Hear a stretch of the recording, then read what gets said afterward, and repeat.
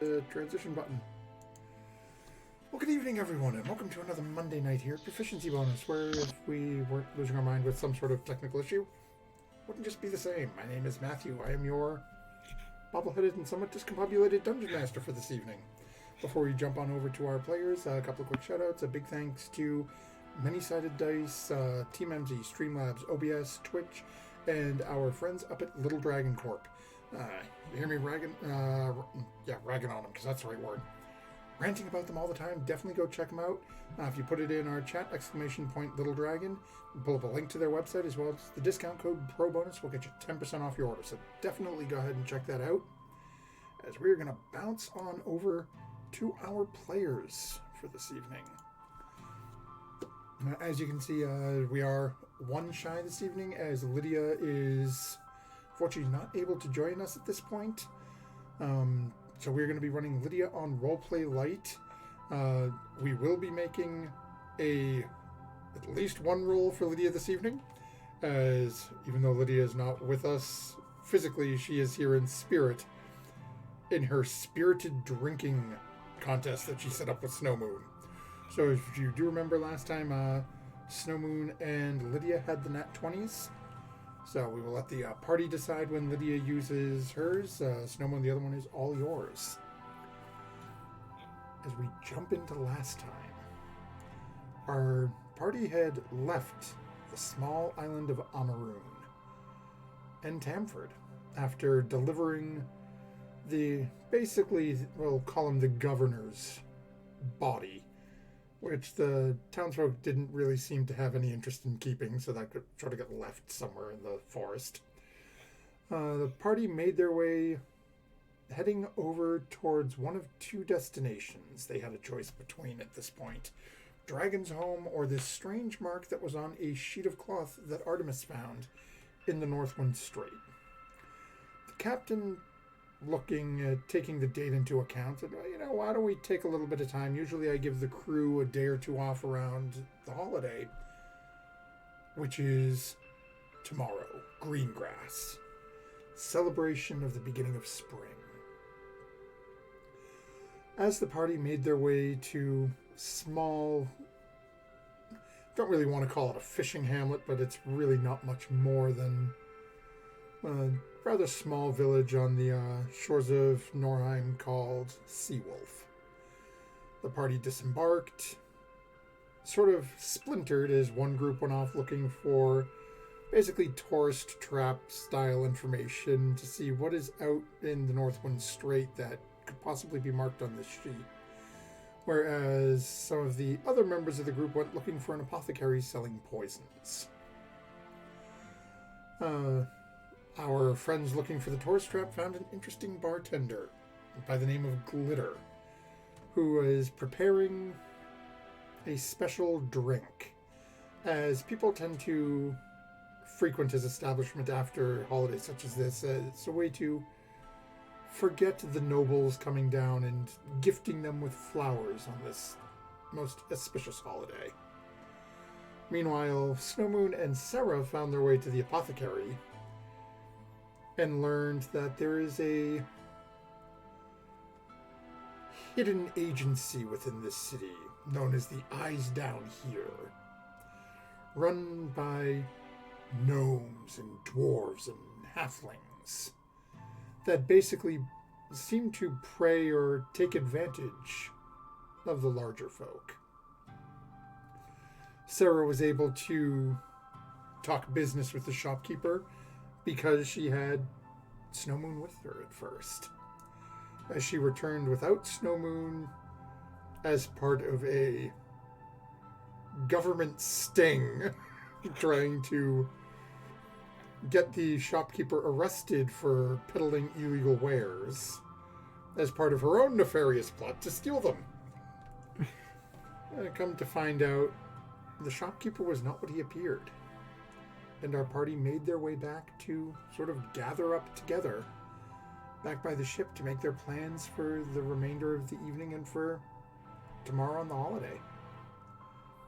And that's where we pick up tonight's episode. As the group of you have made your way back, Furia, Artemis, and Lydia, fresh with the knowledge that Glitter provided that people claim to see a massive maelstrom, this swirling vortex of rain and lightning in this massive whirlpool, appear occasionally south of the Northwind Strait, which people have claimed is a doorway to another world. Sarah and Snowmoon back, complete with, well, a small pouch that, as Sarah had opened and looked in, appeared to be empty.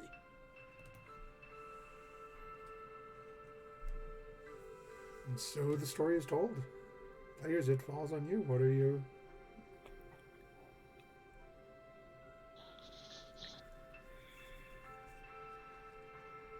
So, where are we meeting back up at the ship? I thought so. That makes sense. Since if we didn't pay for a place at the inn. I don't believe we did. I don't You think didn't pay, that... You didn't pay for a room. You were advised there were rooms available. Oh. And based on the conversation that everyone had with Glitter, Glitter did offer to buy a round of drinks for everyone. Yes, I do After believe the there's after the parade tomorrow morning. a drinking contest involved of some sort. And I did head back for the ship when I split ways with Sarah. So. Yes. Yes, you can. Yeah, so as everyone's heading back to the ship, you probably all just notice Snowmoon sort of hanging out there first, as everyone else is sort of approaching. I'm sure Lydia would bring up the drinking contest and the bejeweled hair to the other people. Oh yeah, definitely. She's before any other information. Yeah, and free drinking. That's the big one. It's drinking, and it's the way Lydia describes this beverage. It is, let me pull up my notes here, because I actually saved it so I wouldn't mess it up. Okay, so she talks about this bluish liquid with this sort of, almost like a purple swirl sort of flowing through it. The way she talks about it, it sounds almost enchanting, just this sort of beautiful slow move to it. And if we go tomorrow, it's free.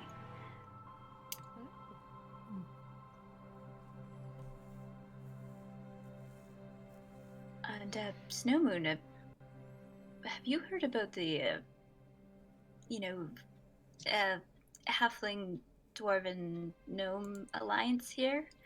Ah, yes, the eyes down here, I think they said it was in the apothecary. Oh my. They seem to be mistrusting of small folk, but I didn't get much more than that from them.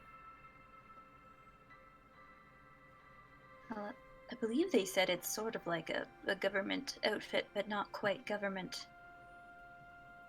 Maybe Yes. more like a rebel group that has lots of sway. It could be. The gentleman at the apothecary was very mistrusting of Sarah. The innkeeper we spoke to was mistrusting of art here. Wouldn't even look at them until we, assured him. Yes, it seemed to, my presence there seemed to put him at ease a little bit, but Sarah, how did your plan go when we split ways before? Well, not good. You had a plan for something? Of a sort, it seems more like the Alliance, sort of almost a secret police sort of deal. And they have a bit of leeway, possible corruption, if I had to guess.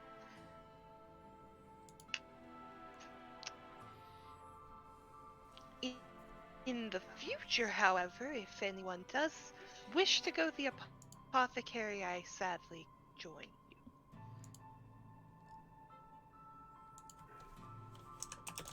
So, did you get what you were after, or no? No, no, no. She's gonna pull up a little pouch.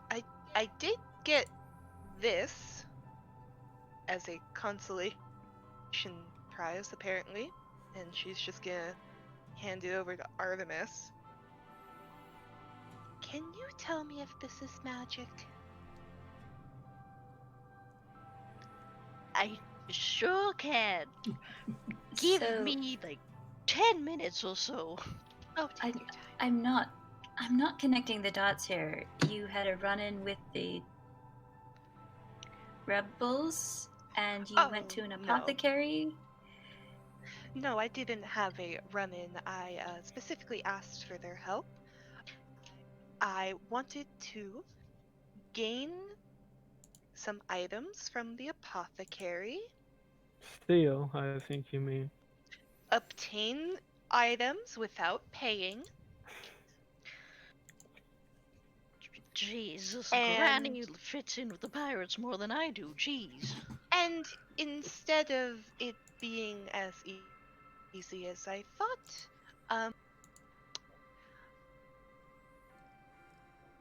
Artemis, is there any magic that has to do with bone? Oh, uh, d- um, yes, Granny, there is. There's a whole subset of taking those skeletons right out of the ground and making them dance about. But I could go on for quite a bit about that. Could you do it with your own? Pardon? Well, the apothecary could remove his bones and use them to unlock the I can't say that I can do that by What myself, drawer? to myself. drawer with the poison. Poison. Oh, you're trying to steal the. Oh. Well, that actually makes a lot more sense. So you're just going to walk in his shop, take his finger bones, and steal his poison? Well, I didn't know that his finger bones were a part of the transaction. I wanted to take the poison because of reasons, and instead I did not have the money to simply buy it, and I do not believe in buying such things is very honorable. So instead, I asked Grumpy, the dwarf's name was Grumpy, by the way. I asked him, and he said he would help me later. So we came back later, and then you, Snow Moon, you said no, so you left.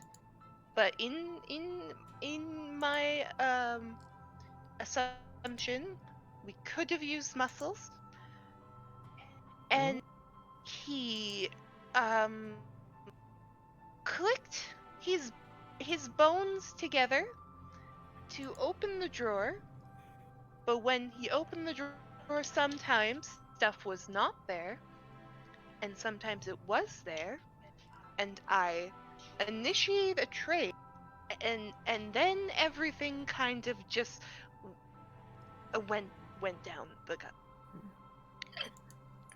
That was very confusing. What does Grumpy a dwarf have to do with any of that? Well, he's part of the secret police. Oh, so can we take an aside here? Maybe Feria, there was something about secret police when we were talking to Glitter, that wonderful, magnificent elf. Is that the thing why he was looking at me all weird? I believe so. Snowmoon and I were talking about it, and yes, the innkeeper told us that the society had run most of the elves out of town. And the apothecary will no doubt think Sarah is one of them as well, thanks to Oh, her he little already thinks. plan.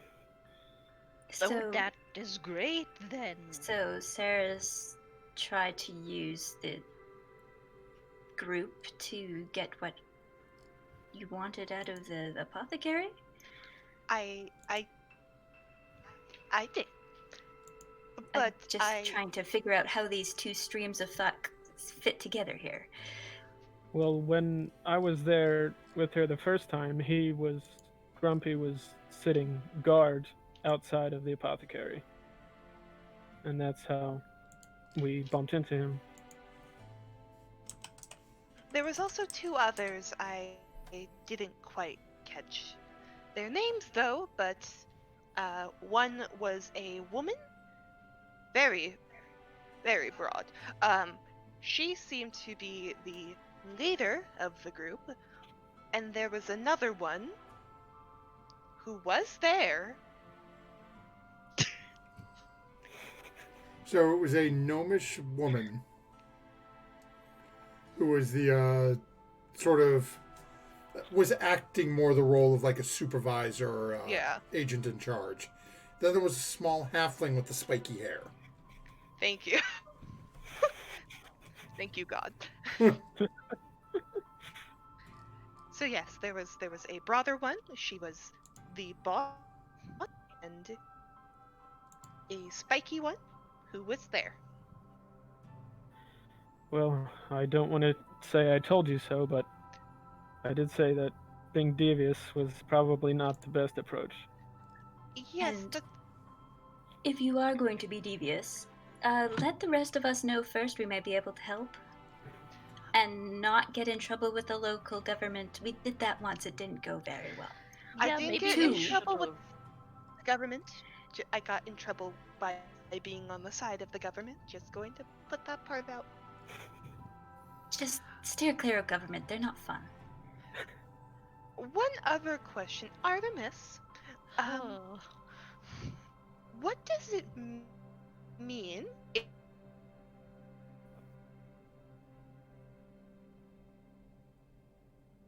Oh. You just you pause. You're You're Whoa, frozen. you're frozen. But I can see you. Whoa. Sorry, technical difficulties. Just gonna.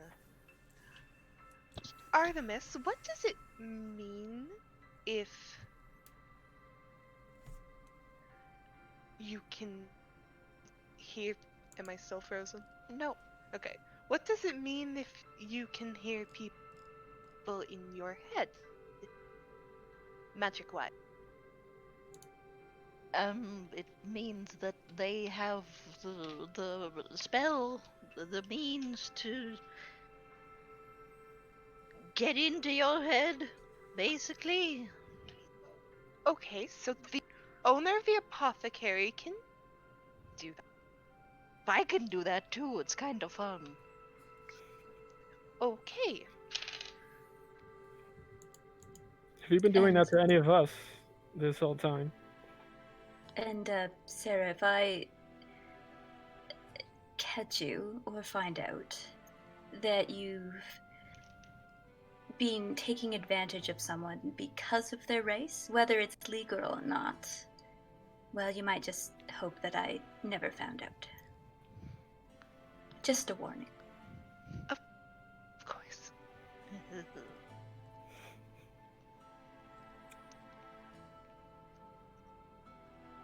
I'm gonna take a look at that. Did you give me that little pouch thing? Yeah, I hand it to you. Okay. Okay, so are you taking the time to, I'm assuming, cast Identify as a ritual? Yep. I'm gonna scuttle on downstairs and start sending up what remnants of candles I still have on my bunk bed. Oh, darn it, I still owe you a candle. No, go to the apothecary. They can go there. You cannot. So, as you disappear down there for 10 minutes, you find it is in fact magical. What it comes across as is, let me, did not have D&D Beyond up.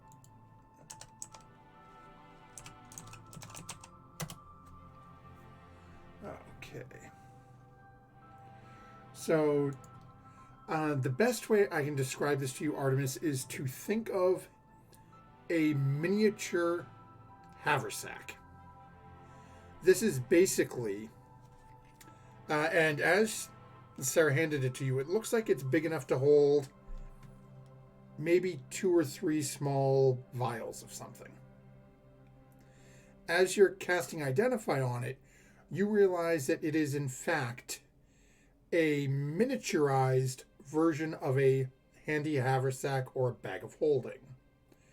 It is actually capable of holding up to 10 small, like basically vials of poison or anything else of that sort of like singular vial type. So it wouldn't be able to hold like a health potion. But if you were to say, oh, look, I need a small vial of blood for a spell, you could pick up a vial of blood and store that in there. But you know that it would in fact hold up to 10 items within it. Everything else holds true as with a bag of holding. You have to be able to basically, now mind you, in this case, you're sticking 2 fingers in and thinking about what you want. It's not like you can stick a hand in. But you reach in, you think about what you want, and if it's in there, you can pull it out. Turn it inside out, it'll dump out everything that's in it. If you stick it within any other extra dimensional space, bad theory. Mm-hmm. Basically, black hole to the astral plane.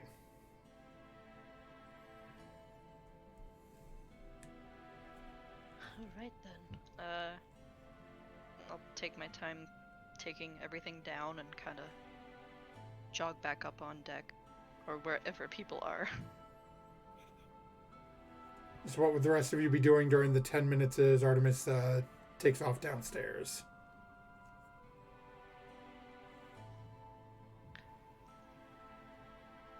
This point, it's probably, given Sarah's plan, required coming back like an hour or so later. You guys were at the bar for a bit. So it's probably early afternoon, maybe? I would just wait around until art was done. Maybe climb on deck somewhere, dig up my flute, and fiddle around with it until they're done. Okay. Yeah, just be like on deck, like leaning on the side, looking out to the water. Sarah, anything you'd be doing? I'm gonna go find the cook and bake my feelings. Okay. So Artemis, as you were... actually, Artemis, go ahead and make a perception check. Okay. I will say, with disadvantages, you are currently enraptured in your ritual.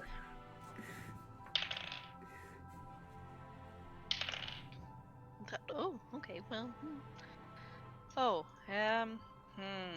having my character sheet up would be good, huh?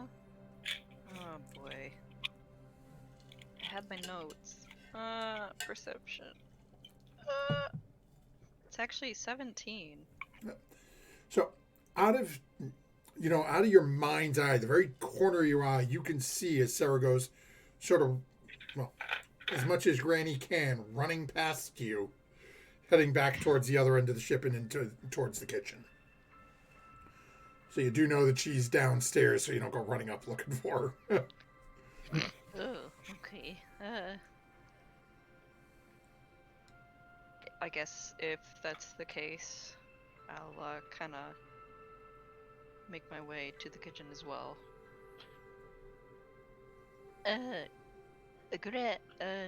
Sarah. Yes. this little bag thing. Yes, it is magic. Are you familiar with a bag of holding? Uh, let's see if I am. Yeah, Oh, you definitely would have heard of it. It's one of those things that not many people have seen one or have one necessarily in their possession, but just about everyone has at least heard of it. The magical bag that you can just load and load and load, and up to unreasonable ability to carry things. any idea why Gilly won? Hmm? Y- yes, I have heard of them. I just don't understand why he would give me an empty one. Well, it might be empty, it might not be empty. You have to think about what you want from it and reach in there and pluck it out or something. Um, Oh. Also, this is like a tiny one, so don't go trying to put like a bunch of lake water in it or something. It can only hold like tiny little bits of stuff. Probably the poison that you were after.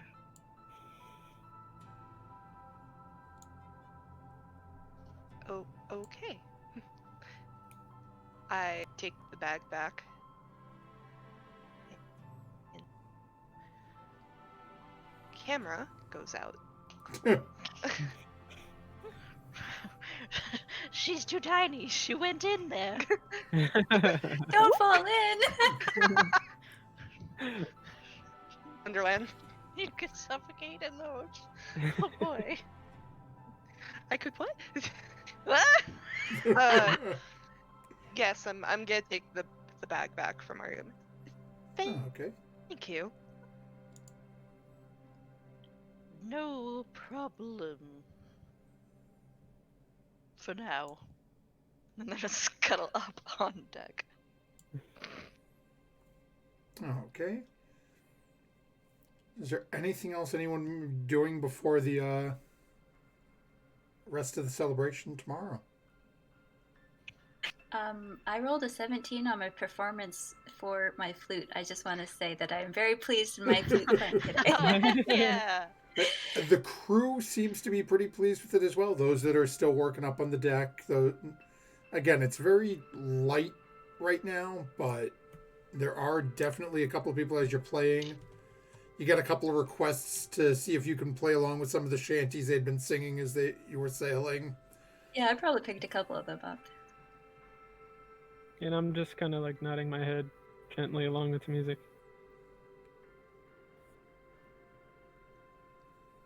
But other than that, I wouldn't really have anything to do. Okay, well, you start noticing, as you all are looking out over the town, just again on ship, getting ready to turn in for the evening, you notice that there are a couple of small, what almost look to be like little bonfires at different points.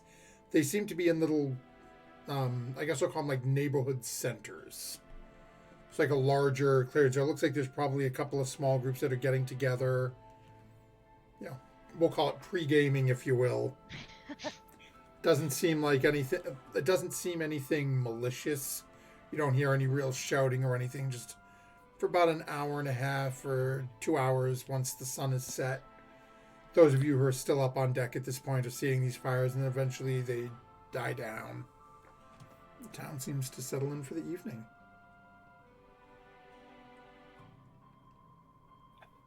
And you are all roused the next morning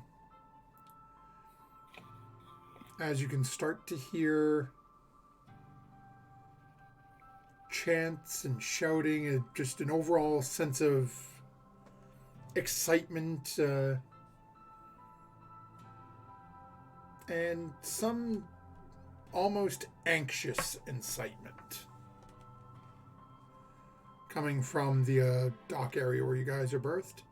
and the day is yours. As it is now Greengrass.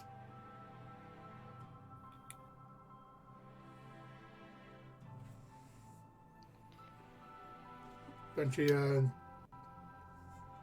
captain comes down to the just to the basically that first tier of the stairs right before the not all the way down to the floor where everyone is, and calls out to the crew.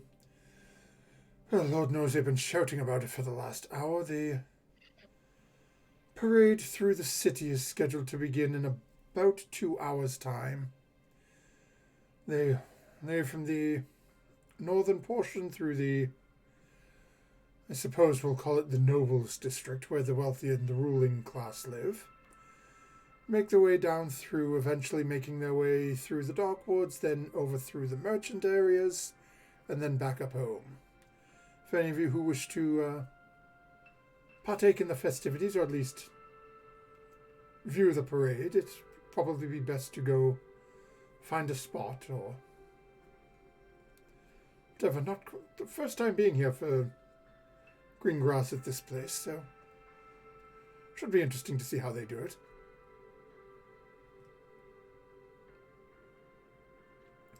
Then the captain disappears upstairs.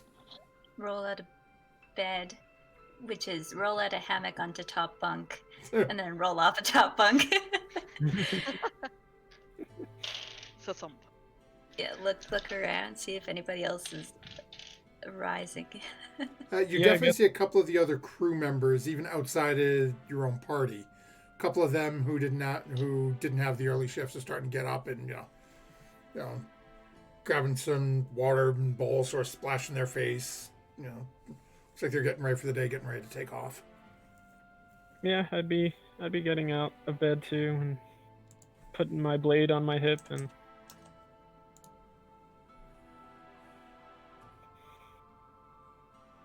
Yeah, I'd be getting up.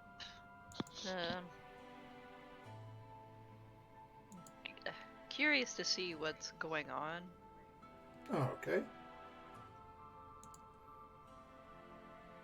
Oh, Wow, all sorts of camera. Yeah, I just reset mine to see if I could get Sarah's back. So, sorry for the tech difficulties, folks at home. Once we have our full group here for an actual week, we're going to be potentially trying to make a jump over to using Discord for video.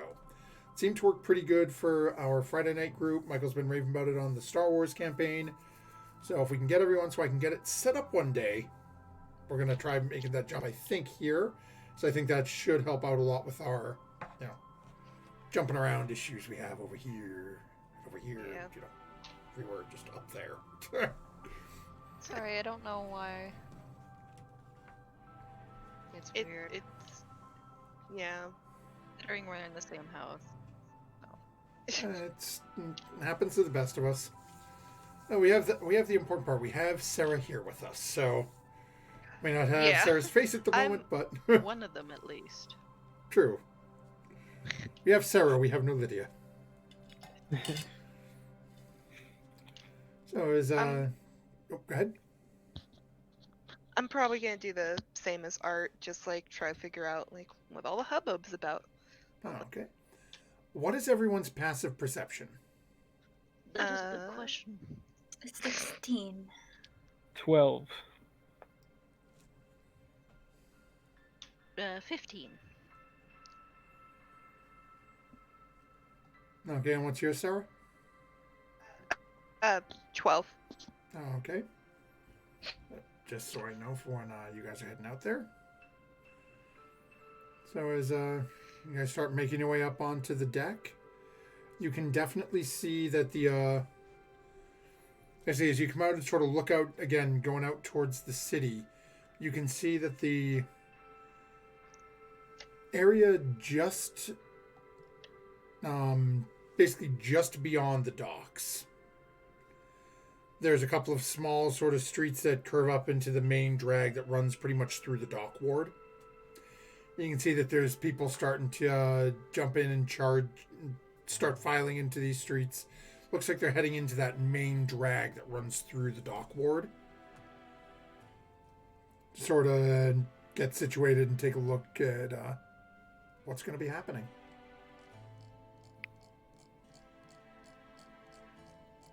I think we should go up to near where the parade starts. Sure. It was like the nobles area, right? Right. So you were mentioned that it was up in the northern section, leaving from the nobles area, and you know it ends over by the merchant district, which is where you found Glitter and his wonderful inn. Or since we're going to go to the inn afterwards, we could camp out over there. No, I want to go up near where the nobles are. Maybe they're like chucking out goodies or something. Well, they're supposed to be giving us flowers. Ugh. Well, let's just maybe see what's the hubbub, and then if not, I want to head to the bar. Wait, don't magic people use like flowers and stuff for, what you do? I guess. I mean, I was hoping for like sugary sweets, not flowers, but yeah, I can use both. You can eat some flowers. Ugh. They're not necessarily sweet, No, but they're not. it's possible. Dandelions are pretty good with a little bit of spice. I lived on the docks. I don't really eat dandelions. But I'll take your word for it. Well, let's go head up that way then. Okay, so you guys. Either way is fine for me. So the five of you make your way as Lydia's following right along, completely down for whatever the party decides. Takes you probably about 35 minutes to make your way through. You do all start to notice, though, the further away you get from the dock ward, you start noticing that the houses and the buildings are a little nicer, which is to be expected. You're heading up towards the nobles. You also notice they're getting a little smaller. Oh dear. Eventually, you get up to a point where there is almost a marked delineation in the street. As right now you've been traveling through this sort of almost like broken cobblestone floor. Hey, we got Sarah back. You've been dealing with this sort of rugged cobblestone patchwork sort of pavement, we'll call it, for the street. And then all of a sudden you get to this one point as the main drag heads up further into the noble district. And you notice that it is actually paved squares as opposed to actual rough cobblestone. So each square seems to be perfectly square, flat and smooth. And it's just right down the street, and bang, it turns up to the north, and it's a completely different feel to it.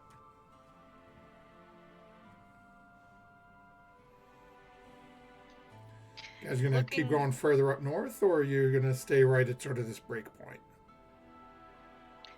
If we look around, are like the crowd that I'm assuming is like gathered around there, is it like pretty mixed, like height-wise? Not as much as you would think. Okay. Up in this area, you are seeing much more. Again, I hate to phrase this way, but you're seeing much more of these smaller races. You're seeing more gnomes, halflings. You are seeing a couple of couple of humans, but even they aren't really like tall. Lydia and Snowmoon stick out, literally head and shoulders above the rest. We'll be losing them. That is true.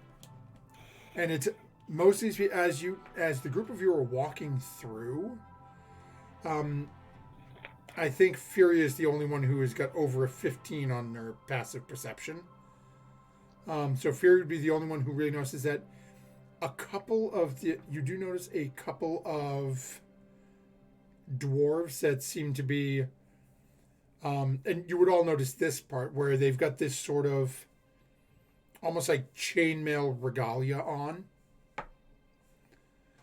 as well as a couple of humans wearing the same outfit that sort of glance at the group of you almost a little side-eyed for a second.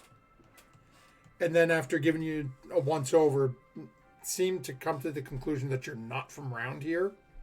So just sort of let you go about your thing.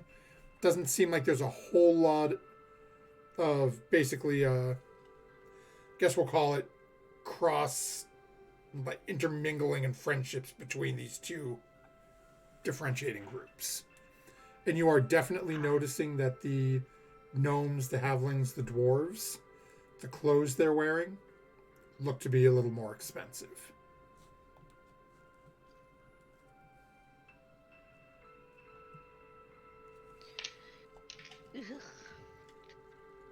I really don't like this. Yes, that group over there seemed to give us a bit of a nasty look. I think they're just unused to, mind the language, tall people being friends with smaller people. True.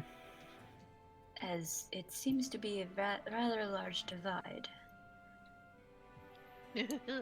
Large divide. I didn't mean it that way, but now that you say it, Yeah. it was quite a good pun. Not too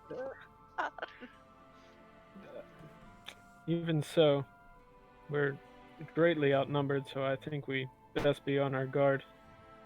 Well, maybe we should stop here and wait for the pet. I mean, look at the change in the houses. I think we've gone far enough. Yes. Besides, we're gonna have to walk all the way back down and around to the inn anyway.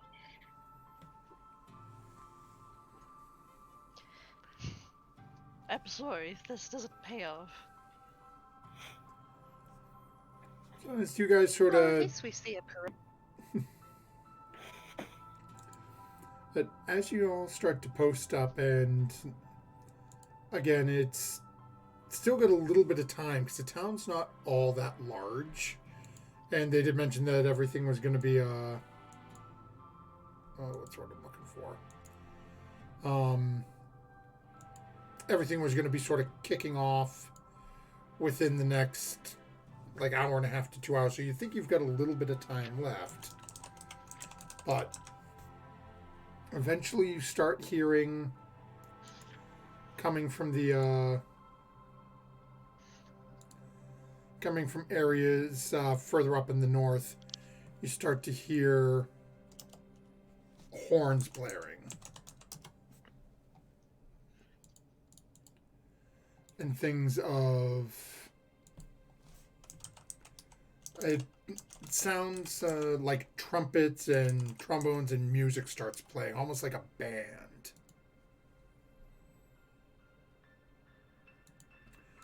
And then very slowly it starts to get a little closer, and you can start hearing like drums, more horns coming in.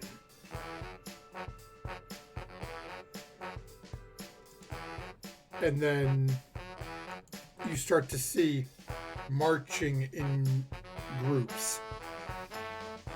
Small ponies at first. And after the first couple of ponies, a small carriage being wheeled by, and it looks to have a small group of children on it with just all manner of like green leaves and flower petals. And as the ponies are pulling them, they're throwing them up behind, just scattering them on the ground. And then you start to see a band of bards walking down with horns and drums, marching in step, playing this music.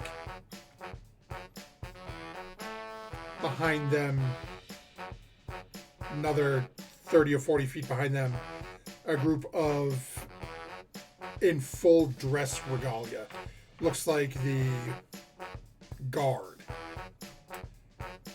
As they get closer, Sarah, you immediately recognize 3 of them in the front row. As they are watching by, no helmets on, but you recognize Grumpy, the gnome, and the halfling, carrying shields and curved swords. On the front of the shield is emblazoned just a single large circle, and if it was a face where the mouth would be, you see a single eye. And there are about 6 rows of this group, 5 across, marching down the street. Following behind them by another 25-30 feet, 4 horses, 2 by 2, pulling a carriage with an open back. Sitting in the back, you see 2 very beautifully adorned halflings. The woman, long, flowing, almost platinum blonde hair, pulled back into 2 top knots on the back top of her head. Not pigtails, literally like both just tied right beside each other on the top back, pulled back.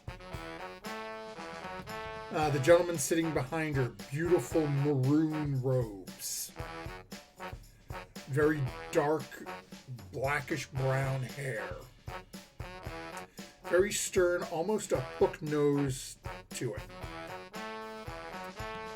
As they're riding past, you can see sitting between them on the ground in front of them, a massive, what looks like a Santa Claus-esque toy bag. And as they're coming down the street, and you can see people beside them reaching in and just pulling handfuls out and throwing out flowers. Some of them as simple as, like a dandelion, the head of a dandelion clipped off. Others like full long stem roses, carnation, all manner of different flowers getting thrown out.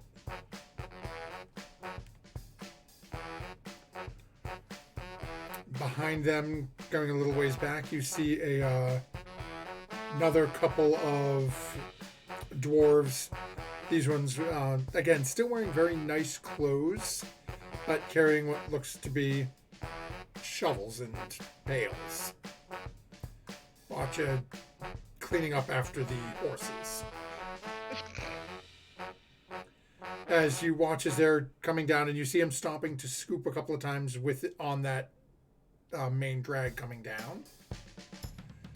The minute it turns onto the cobblestone road, the 2 of them turn around and walk back the other direction.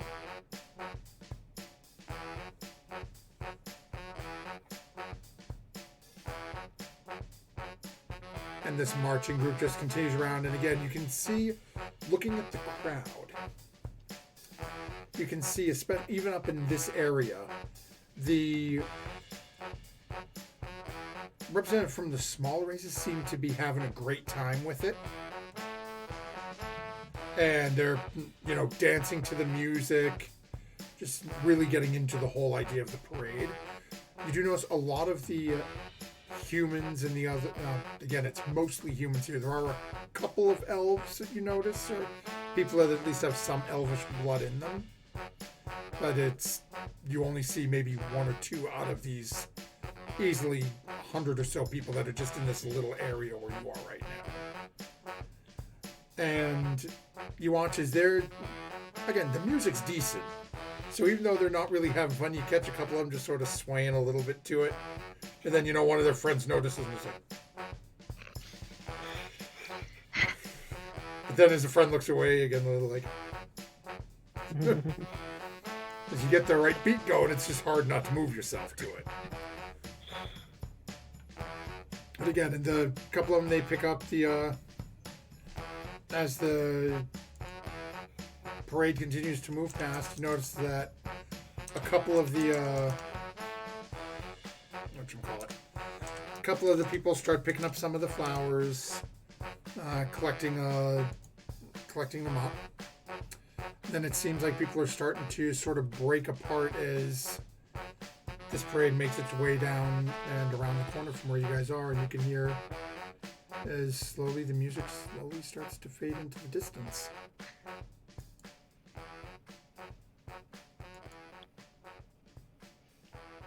Guys, the music stopped. Why are you still moving like that? Sorry, yeah, I guess it's contagious. It's just nice. Is that how these kind of things usually go? That's the first parade I've ever seen. Hmm. I can't tell you. Yeah. Interesting. I haven't seen that. Yes, neither have I. Anyway, But- some of the children are running around now that we're there and are just picking up the bits of flowers and stuff, and some of them putting them in their hair, some of them sort of like weaving them into some of the threading on their clothes. Others are spreading them out, finding little patches of grass and things in front of houses and just sort of laying them out. You hear a couple of people, whispering in. It almost sounds like they're praying for something.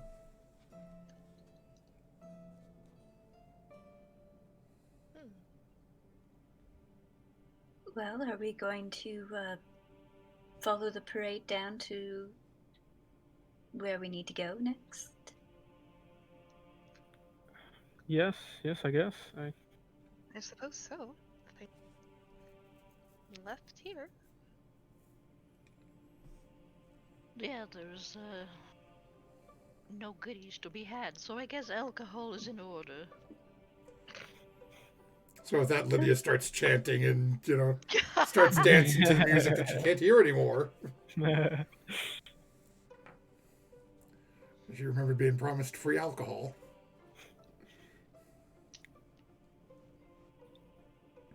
Art will try and keep up with her pace, but probably not succeed. Lydia is... You guys have been traveling together for a little while, so Lydia is learning to sort of keep the pace. So it's easier for Art, and now... Well, it used to be Art, Jack, and William. Now it's Art and Sarah. But Lydia seems very excited and is definitely bouncy and as exuberant as she always is definitely keeping the pace so it's comfortable for everyone. Okay.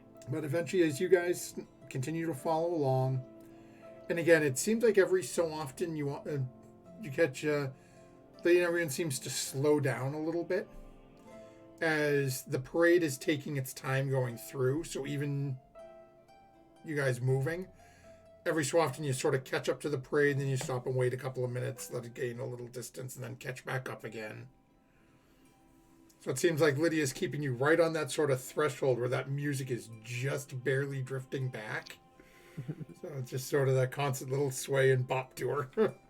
But eventually it takes you a little while where you're following the parade there, but eventually you make your way back and you find yourself in front of Glitter's establishment. Where, does the parade kind of stop and turn around? No, it's basically if you picture the city as just like a giant circle or square. Oh, Basically, okay. they sort of came down like this, and they're just looping back around. Oh, okay. So it just happens that Glitter's establishment is in the merchant ward, and that's where the parade, we'll call it, officially ends. And realistically, Furia, Lydia, and Art, you would probably realize this just based on what you experienced talking with Glitter yesterday and seeing what you saw from the people, what all of you saw from the people right outside the Noble District as the parade started. You'd be pretty sure the reason they stop here is probably where a lot of the bars that average and taller people frequent are. So it's probably why they picked to end the parade here, because this way, when everyone's feeling, irritable and uptight, there's plenty of alcohol in the neighborhood.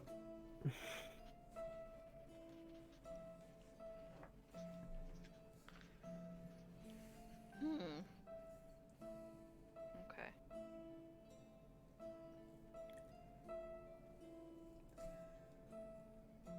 Yeah, and as you've been sort of falling behind again, you notice it's through the entire run of the parade. Other than the I'll call them the pooper scoopers stopping, so you guys were minding some road apples there to avoid stepping in, but other than that, nothing else seemed to change. So the flowers they were throwing out that you were seeing on the ground the whole way through were the same as what they were throwing when they first came out of the Noble District. Doesn't seem like anything else changed beyond they're just not cleaning up after themselves.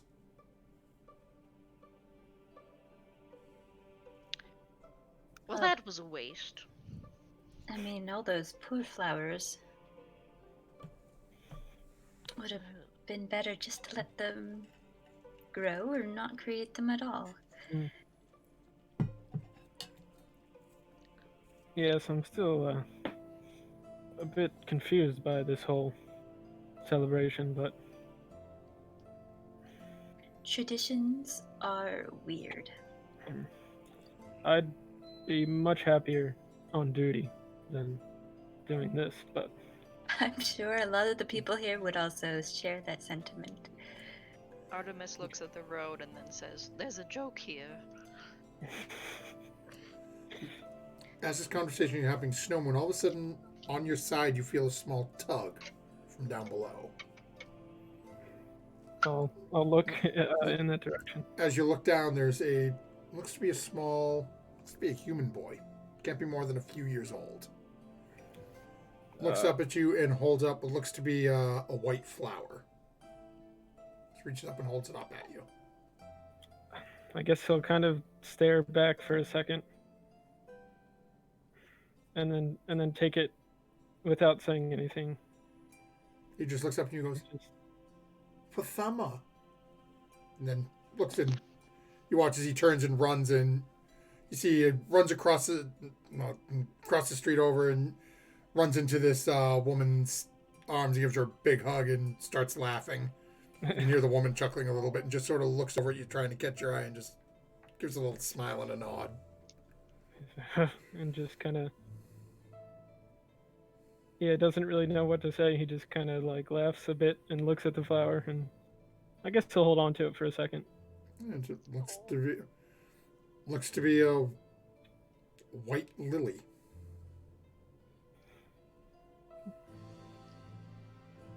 Not sure if Snowman would know what a lily is. I know Furia would. I think so. Yeah, if he's questioning, I would tell him. No, I don't think he'd be inclined to ask about it, so. It's pretty. It's got a, if you like the scent of flowers, it's got a decent scent. So are we just going to stand outside all day, or?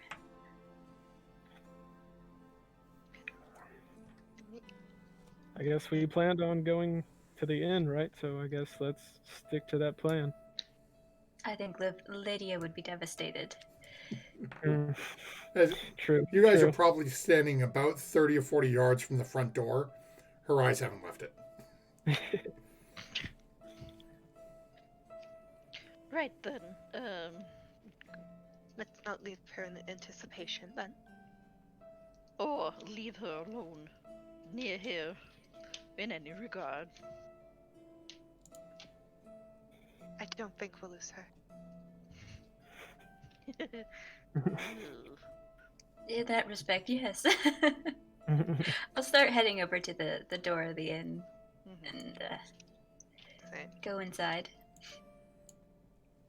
Yeah, I'll follow in as well. So as you follow in immediately, the first thing the three of you who were here yesterday noticed is this is a entirely different atmosphere. This place is packed. When you guys came in yesterday, it was extremely empty. You can see that there is barely a seat to be had. But you do notice that there is a table sitting off in the... So as you walk in, the bar is off to your right-hand side.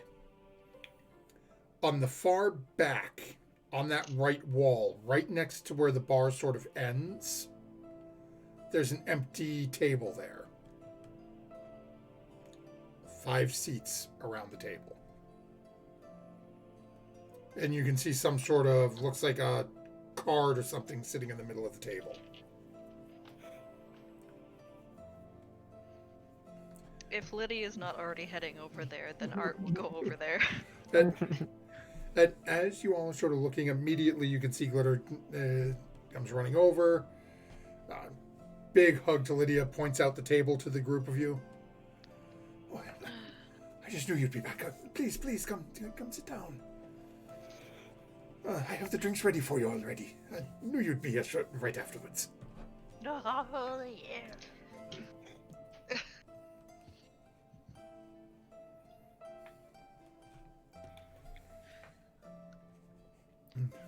He leads you all over, gets situated, looks at you.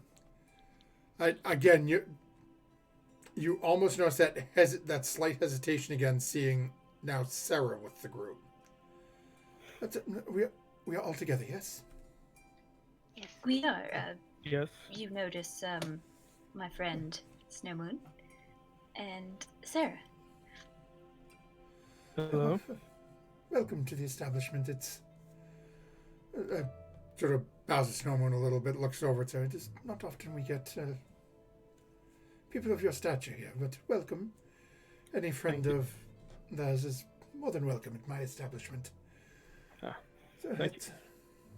I know that we had spoken, we have a couple of special celebratory drinks set aside for you. Is there anything you would desire beforehand? Food, any other beverages? I'll take some food if you have either meat or fish. I'd stay with the fish. I'm better with it myself, but it's... Very well, I'll take the fish. And I guess, do you have any kind of teas available for a drink?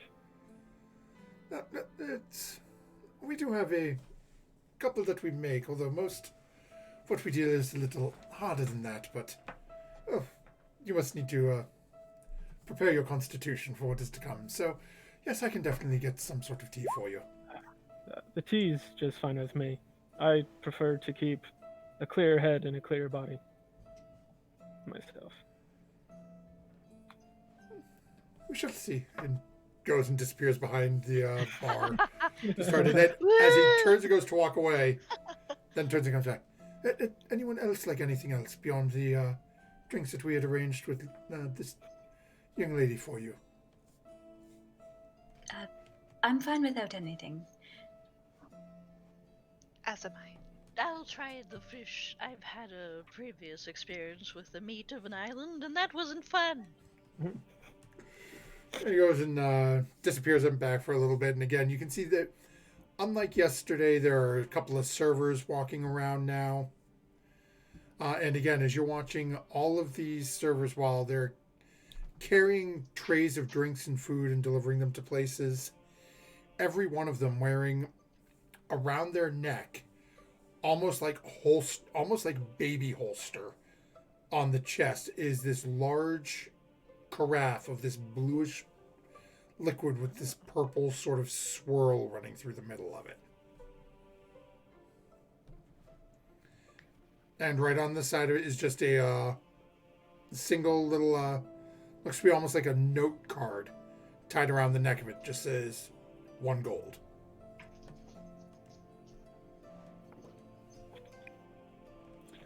And goes, and a couple of minutes later comes out and he brings out this massive platter of seafood and sets it down in front of the basically in front of the table. And says, you both ordered the fish. I figured you make a little extra. It's the least I could do for people going to take the challenge. And you can see there's looks to be a couple of different white fish on it. Looks to be some sort of either like octopus or squid, salmon, tuna. Looks to be a little bit of roe caviar on the side. It looks like he's definitely gone. This is probably like one of the inn's specialty type meals that he's put out here for you. And then Snow Moon, he sets in front of you a small simmering cup that you can see there are some leaves floating in. It has a very acrid, almost bitter scent to it. All right. It's a Thank you. I'll take the glass. tea Thank recipe you. that my it's an old friend of mine taught me how to make years ago. Said it was wonderful for his cough. Well, let's see. And he'll take a sip right there. It is definitely a brewed herbal beverage. It is not exactly the most pleasant tasting though. It is you don't really have any sinus problems. If you did, you would not anymore. As it has that sort of like, oh, okay, yeah. Wow, that's there, okay. All right, you weren't kidding, but that's what I asked for, so thank you. Jay-Z starts going around and gives you guys a little bit of time as you're listening to the ambience around, and you start. Go ahead, everyone, make a perception check for me.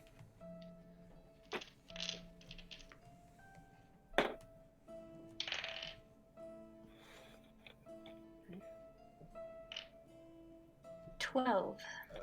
11. Okay. 6. 16.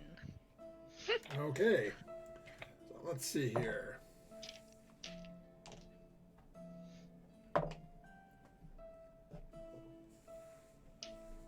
So, Artemis, as you're sitting down and eating, and you are the only one who catches this out of the corner of your eye, opposite corner of the inn, you can hear, there's some laughing, some sort of game going on.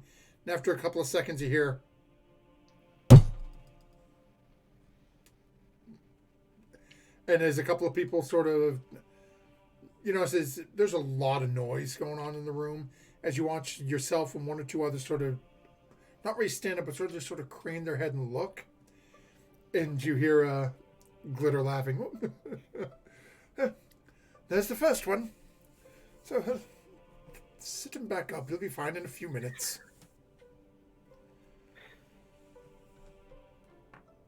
And then you watch as he walks over to the board behind you, puts a single tally on it.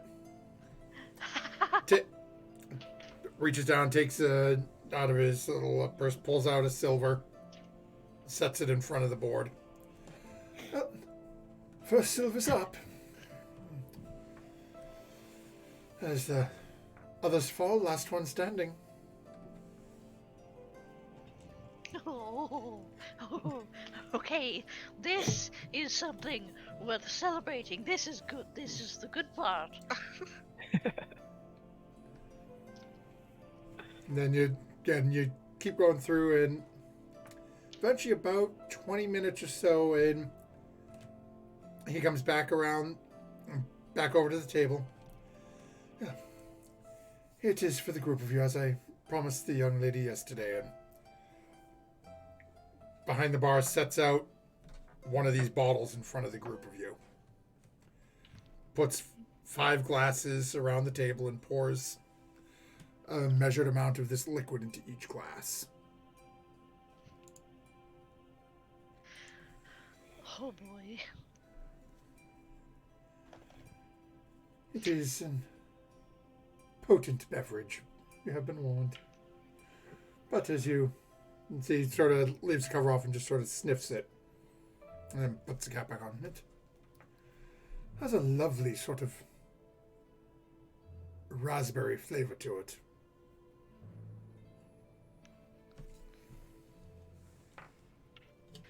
Artemis will kind of like pull the glass close and they'll smell it. Does it smell like It raspberries? definitely smells like raspberries.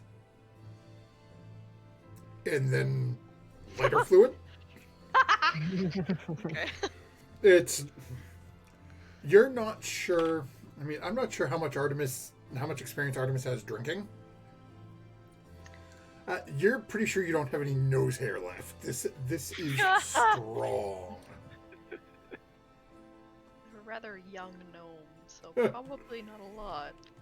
Yeah, so this is Probably why they're probably so one excited. this is probably one of the strongest drinks Artemis has ever been handed. How high are seats off of the floor? I don't. Can we get some booster seats for that? It's like from the table just. It's, and again, I hate explaining it this way, but it's the best visual I have for it. Picture a 5-year-old sitting at an adult dinner table. So you're sitting there, the table is probably hitting you like midpoint on your chin, or midpoint on your chest. Yeah, basically. As Artemis has pulled this over right in front, and Like it's just how we sort of both did that. Oh yeah. like. Made for each other. And it smells as now. Meanwhile, in Lydia, it's like hitting belly button level. As Lydia sort of picks up, and just There's never going to be a table that we can all sit at comfortably, is there? No, probably not. But this, Snow Moon, you didn't. Are you going to partake? No, I am not. If you're certainly welcome to have my share, if you'd like. Ooh.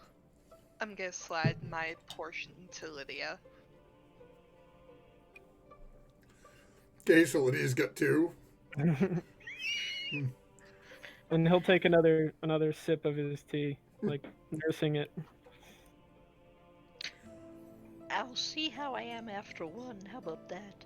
Oh, sure. No, you don't have to. I was just offering. Oh, okay, Furio. What about you? Yeah, I will be also grabbing one and tentatively sniffing at it, seeing it the does have reaction the- from other people. Yeah, it's again that first hit. It has that very berry forward scent to it.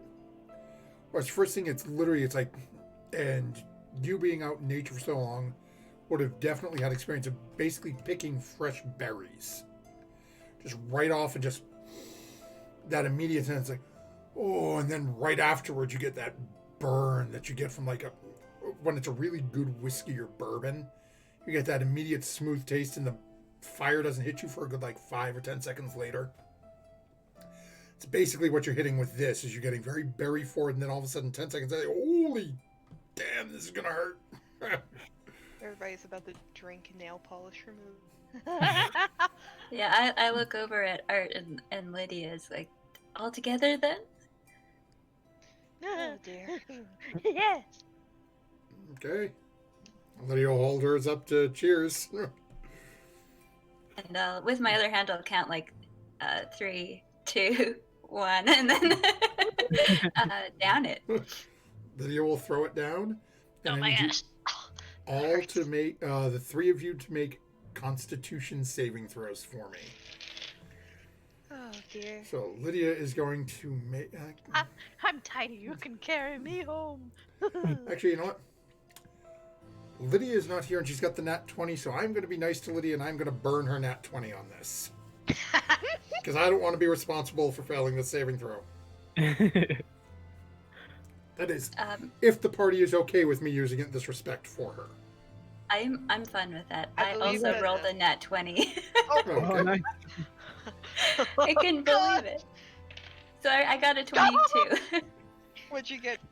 I got 7. Oh no. Oh no. Oh dear. Art, You don't look very good, Art. You scared the cat.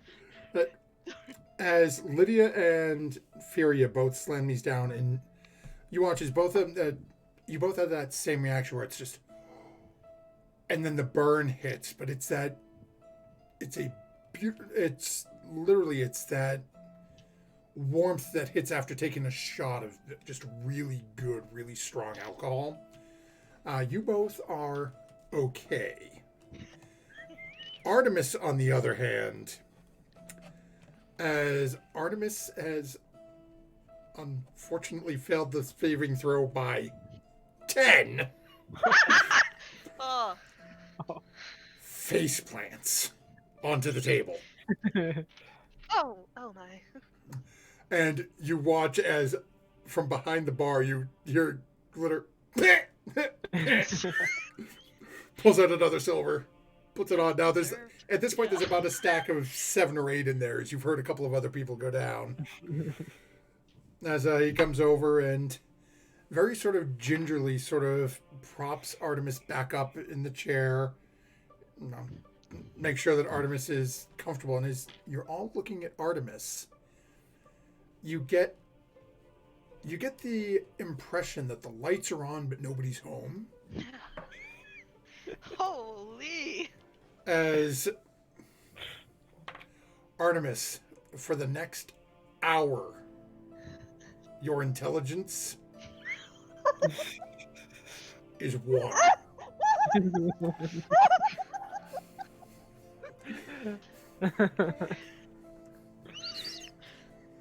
Oh As boy. basically Artemis at the moment has realistically nothing but fight or flight. It's no linguistic capability. It's just literally if something happens, it's either I can kill it or I gotta run away from it. It's the worst thing as a wizard.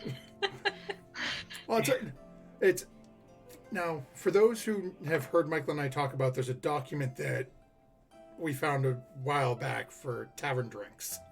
I doctored this drink because I thought the way it was written originally was a little too powerful. The original verbiage on it is there is no saving throw. If you fail it, your intelligence drops by 10 until a long rest. Then after a long rest, it increases so it's only down by 5 until another long rest. Whoa. Oh. And that's when we were rolling for the drinks, and I rolled a 100 on the die, and it's like, no, I can't use this. I can sort of use it though. But as you start to see that there are other people with the same sort of vacant sort of, it's a very peaceful. It's almost like they are so far beyond wasted that there's not even like rowdy drunk. It's just Toddler. Yeah, it's Dial-up toddler without noises. crying. It's just peaceful, happy toddler just sitting there chilling. Oh no. And then as Lydia looks down to the second one thinking it was great. And because Sarah's not here, I'm going to assume that Lydia, after loving the first one, would take the second. Yeah.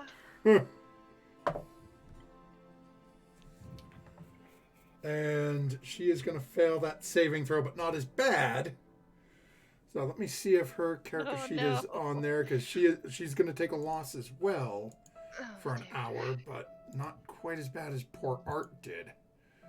Yeah, and at this point, I'm like, Art, are you okay? But pretty dang close. So, Lydia's intelligence is now at 6 for the next hour. So she's still talking with the group of you at points, but it's me no talk good. She almost sounds like the stereotypical sort of ogre, or just like big dumb brute now. Just oh, me go hit thing. Me want food. But as she sort of again, that same sort of slump down from it, then sort of pops back up and sitting back. At this point, Glitter puts another silver up there, and you're hearing more people just sort of smacking off tables as this thing just knocking people for a loop. Ah. And she's looking over at, gets to be about 45 minutes later, and there's only like 3 or 4 people left who have actually had a drink and are still up. So he looks around, and as looking, he's got he makes eye contact with you, Furia. You see him turn around and looks be a human, looks to be an older human gentleman. Half his head shaved, the other half is shaved, like literally shaved bald. The other half almost like bowl cut, little shorter than a bowl cut, sort of, in probably about the same length as mine, give or take. Then there is what looks to be a much younger woman. And then there is one rather sort of husky, sort of, again, you're really not sure what this individual is. They're heavily robed, robe sort of pulled up over the face. Looks to be staying about 5.5, 6 feet tall. But you really can't get a good look at their face. But they're built only a little bit narrower than Snow Moon and Lydia are in terms of like musculature. As Glitter looks around at the room and says, well, it seems we have 4 people who have partaken and not succumbed. And we have, and he turns and does a quick spot count, and we have about, looks to be almost 100 silver back here. He goes behind the counter, pulls out 4 glasses, and real quick pops the bottle and pours right across 4 shots. Well, if you want a shot at winning it, take your drink. If you don't, well, you won't have collapsed, but you'll be out of the running for the pot. Which is the robed individual's gonna... The other 2 on the heavy robed individual and the young woman come walking up. The older gentleman in the background is just sitting there, you know.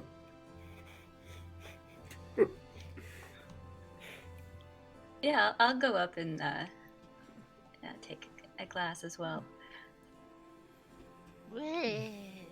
No, Art. No. As Lydia's doing the same thing. No. As he looks over at the 3 of you who came up, well, that's 1 down, so takes that try. Now, if only one of you collapses, we have to go again until only 1 is left. There's he turns around, and actually I'm going to have Snow Moon and Sarah do me a favor. Roll a d20 for me. Then Fury, go ahead and make your Constitution save. All right, crossing my fingers here. As Glitter say, 3, 9. 2, 1. That is an 18. Okay. Sarah, what did you roll? A 2.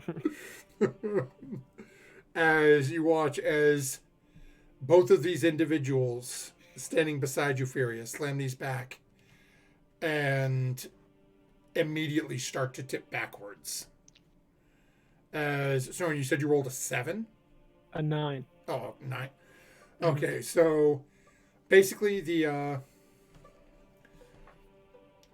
very sort of slender, young-looking woman is now looking around, very similar in appearance to Lydia, where it's just no real idea what she is, but just sort of...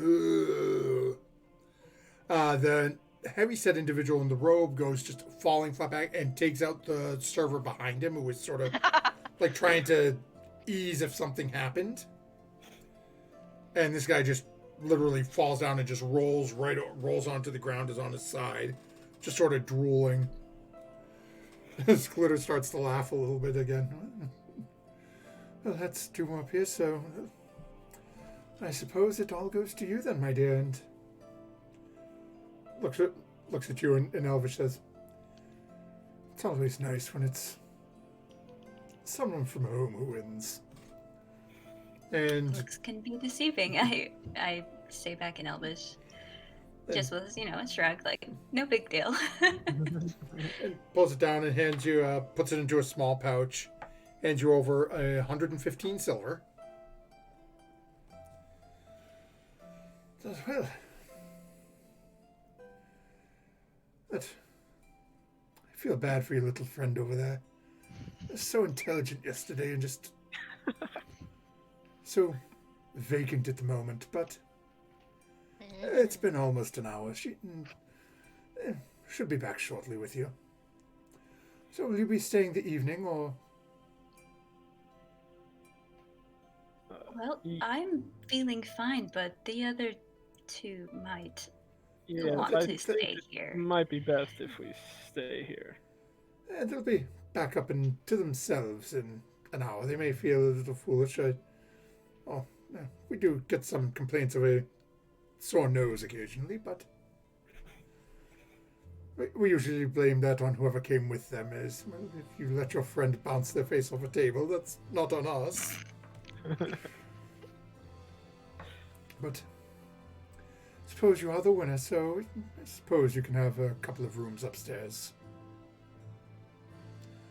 Most of the others, they live around here. They can sleep it off on the floor, find their own ways home. And with that, he goes back and starts his beer and starts cleaning things up. About 15-20 minutes goes by, and Artemis, you find your brain returning to you. The last hour is very hazy to you.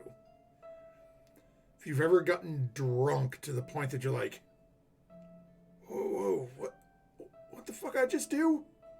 That's basically what you're feeling right now. That Yeah. Don't look at me like that.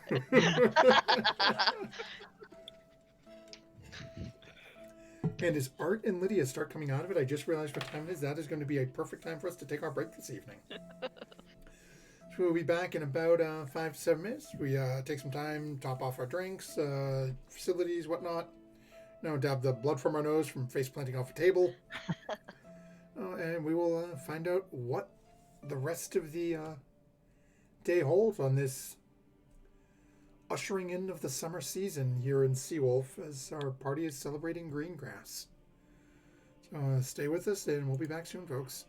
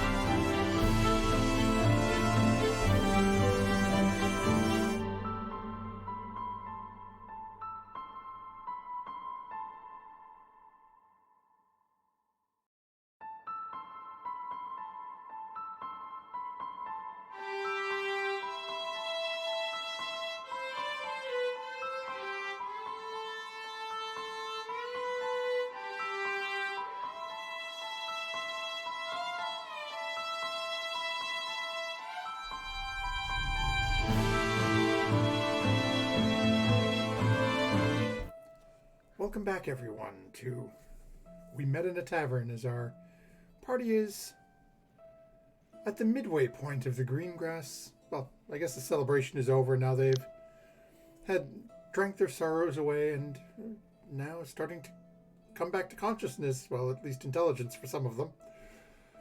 As Artemis and Lydia have got their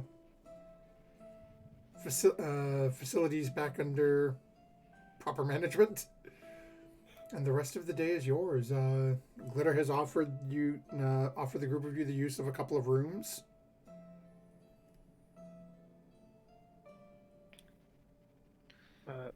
Art, Lydia, are you? Looks like you're starting to feel a little bit better.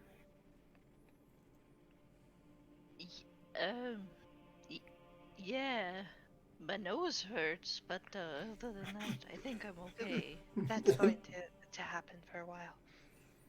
Sorry, we didn't know that was going to happen. Didn't have really time to catch you. Yeah. I'm guessing I didn't win. No, you were No. actually one of the first. Oh. Fear did. It's true I did win, but it's not really the point. Well, congratulations.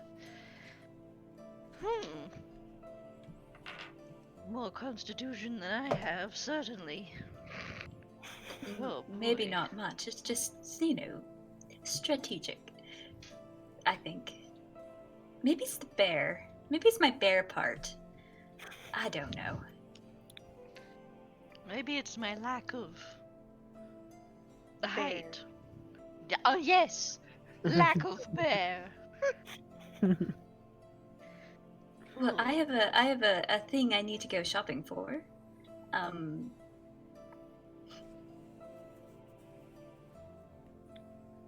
You can all tag along if you want, or I don't know. I would like to Sure. partake other shops. Partake meaning. Someone, yeah, just kind of gives, like, shoots her a look, like, Purchase Legally. legally. So Lydia will look over at the group and ask if you are returning to the ship or if you are returning back here. Is Lydia good now? You can see Lydia's basically doing the same as Art, just sort of rubbing her face and her nose a little bit. She was only a couple minutes behind Art, if that. So mentally, Lydia's back with the group. Okay. It's more just as, rather than drag Lydia around while you guys are going shopping, are we sending Lydia back to the ship, or are you guys planning on staying the night at the inn with the contra rooms? I think we should give this in our patronage. Is that the right word? I do believe so. Yes. I say we should. sure. I mean, if that's what you think. Although, Artemis, would you have to get your candles?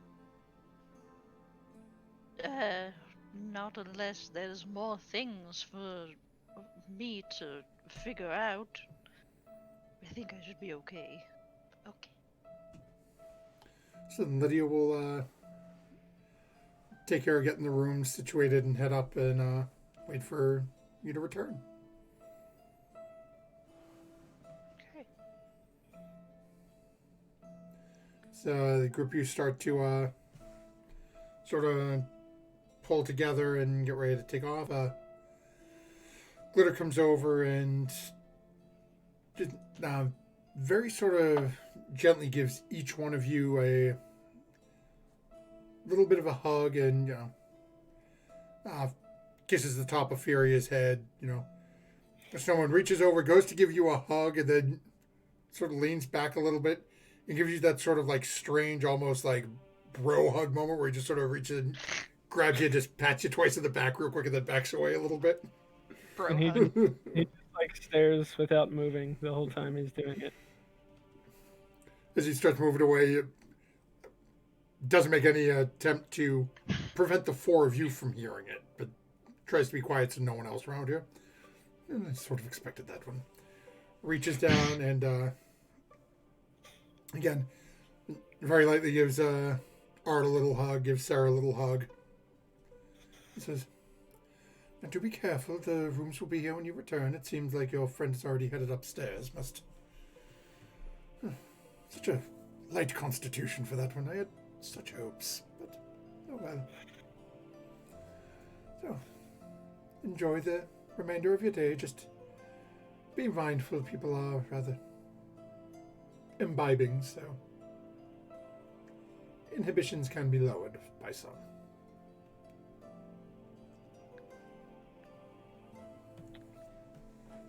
Noted. As I leave out the door, I will say to him in Elvish, sort of motioning at Snow Moon, he does that to everybody. He just sort of laughs and gives you a little bit of a nod back. He kind of looks over because he sees the gesture toward him, but he doesn't know what's being said.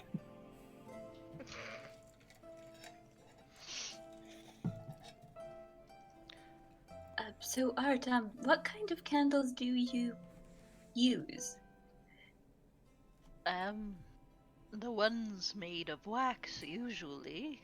No, but I mean, tall, short, couple wicks, one wick, scented, colored. It. The ones in jars, like. You know that ones in jars would be very useful, more waterproof. Well, then again, it's wax; it's mostly waterproof. But I'm not too picky. Oh, all right. I just wasn't sure if they affected what you do with them, or if it distracted you, if it was scented, or. Don't they need different colors? If I do, then I've been doing it wrong. Yeah, I would like to go out and see if I can find somebody that sells candles. Okay. Go ahead and make a survival check.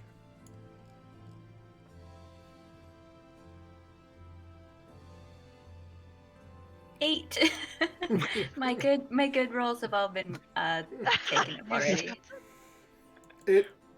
As you're sort of wandering around the market district, you do find a couple of people that you're able to ask for some directions.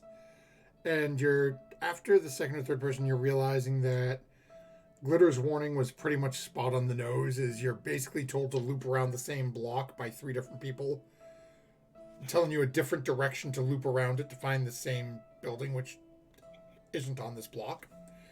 About 20 or so minutes later, as you finally just randomly start taking twists and turns, you do manage to find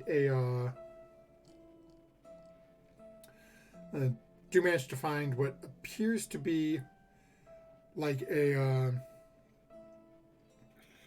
guess I'll say, almost like an old, like a aromatherapy type store.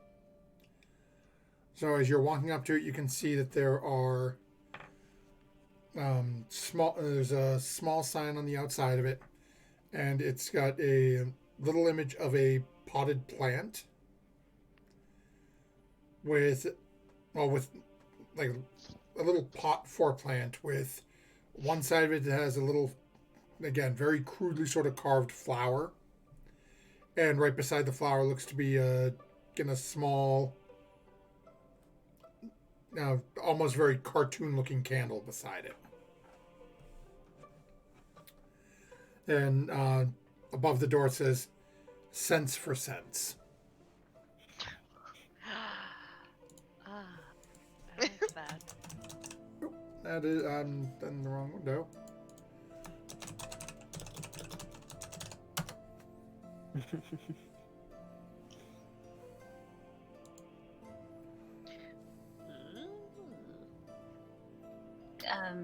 I'll go on in.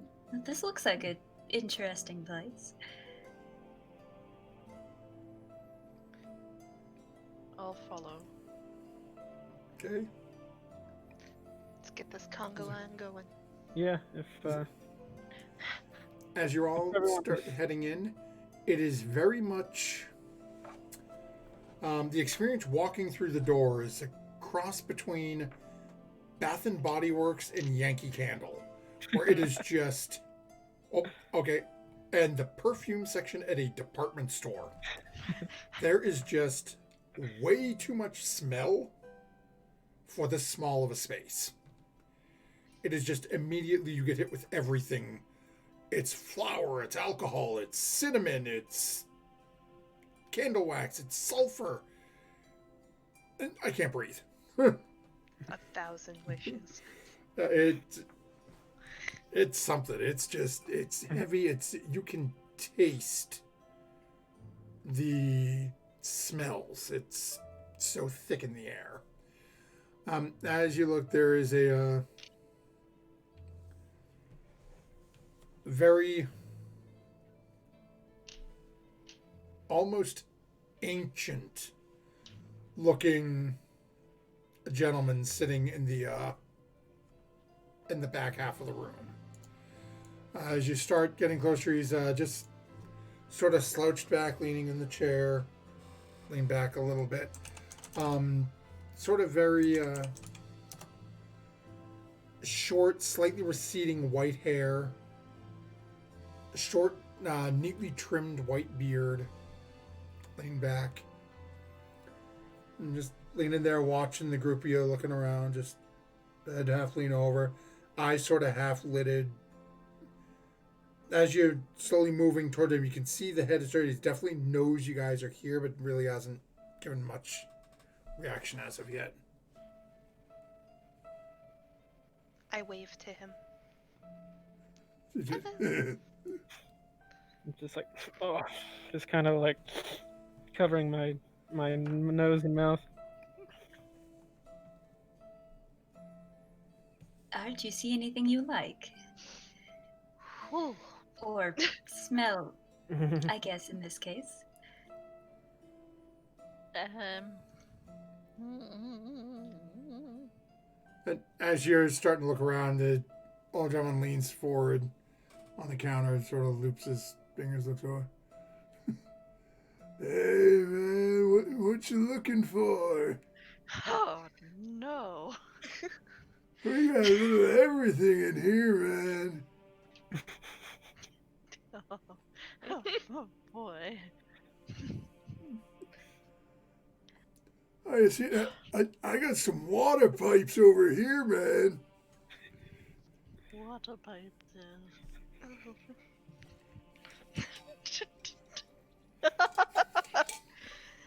Oh boy. Actually, we're just looking for a couple candles. Oh, candles, man. They're over on the left wall over there. Go over there. Good, sounds good. As you walk over, it's you could see actually. There's a small section on the left-hand side of the wall that seems to have a large. Looks to be like clay vase or vat. Couple of dowel rods hanging above, and you can see it looks like this individual makes these candles on site. Most of the ones that you're seeing, looks to be about 8 or 9 inch tall. Again, hung 2 candles on either side of a wick, sort of strung up over the bar. As you're looking through, you do see each one of those is marked 5 copper. You see there are a couple of them that seem to be set in small individual, like, little jars with a little tag marked 1 gold. It's got looks to be one big sort of fat jar. Think a Yankee Candle style. This thing, as you're looking at, it's about 8 or 9 inches across and has 5 wicks in it around the outside. Basically, if you picture drawing a star within this thing, one at each point of the star.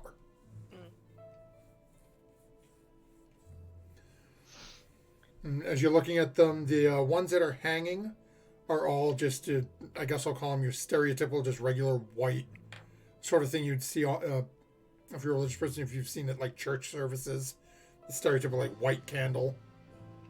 The ones in the jars, you can see, it looks like he plays around a little bit with trying to color them, but they're usually, you're seeing like ivories and browns, nothing too flashy, at least that you're seeing over here. He sees like the first rig, and he turns to him, says, "You make these candles yourself?" Oh yeah, man, we gotta do something here on the weekends. That's actually quite impressive. Seems like ain't that much, man. It's just you boil it and you dunk it in a bunch, man. It's easy. You could do it. Well, I don't know.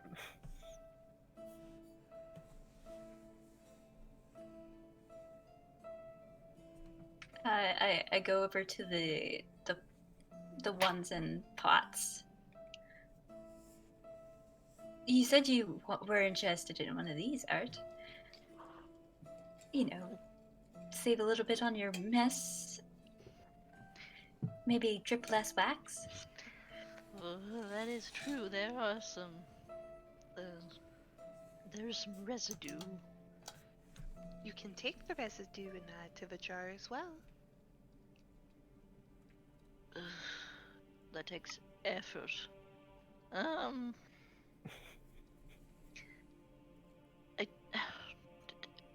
I was half joking about the candle repaying, but I mean, I don't want you to go out your way to spend We gold. made the trip all the way out here, Art. I can't. Oh boy. Okay, well.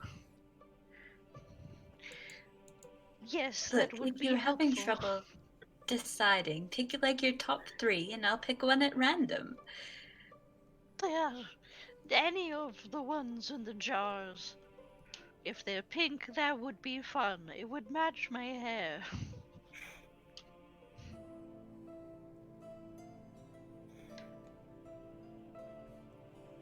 So, are you trying to find a pink one? I would look for a pink one, yeah. Oh, okay. Doesn't take you long. You do find one that it's probably as close as you're going to get to pink.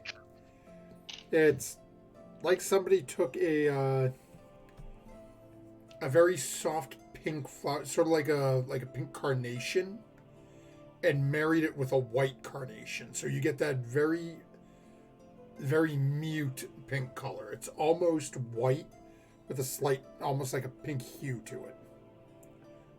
Probably the closest you're going to find, though, is he doesn't seem to do a whole lot with colors for the candles. I pull it down from the shelf and, well, this is about as pink as it gets. Maybe next time he should have put something in like a dark red flower with a white flower. Maybe make it better pink. If he has the mind enough to do it, then yeah. I guess maybe there's just not a lot of, I don't know, people wanting pink candles. Oh dear. Anyway, this is the one. Yes, that would be wonderful. All right, and I'll go over to the guy. How much for this one? That's in a pot, man. That's 1 gold. Oh, fine, and I'll dig out a gold from my, I guess, pocket, and I'll wave it at him. Reach up and grab it for you. You guys sure you don't want to see the water pipes, man? No, thank you. I think I'm okay. One of my friends had one of those. He cleaned out the whole bottom of a ship with it. Must have some skill, man, or some really fine smoking tobacco. Oh, no, it wasn't that. Oh, no, it wasn't that kind of pipe. Like a light bulb goes on. And meanwhile, he's looking at you really confused. What sort of establishment do you think I'm running here, man? One that makes beautiful candles. Thank you. I'm here for all your sense needs, man. Yes, well, the candles are quite impressive, and mastering any skill is a noble endeavor, so keep it up. He looks over at you and as serious as he can sort of get to her. You got it, man. And he's just like, ugh. I don't think you're going to get anywhere.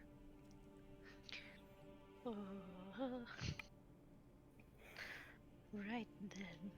Yeah, I'll exit and hand the candle to Art. Yeah. Yes. I will follow along. And say, "Happy green grass." Thank you. I didn't get you anything. It's fine. I'm sure that I will ask you to identify many a thing in the future. So. Okay. As you all They're start to gonna- hear, and you start to hear the door close, and all you can hear is.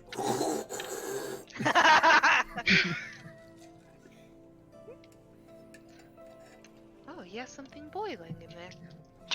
Oh boy.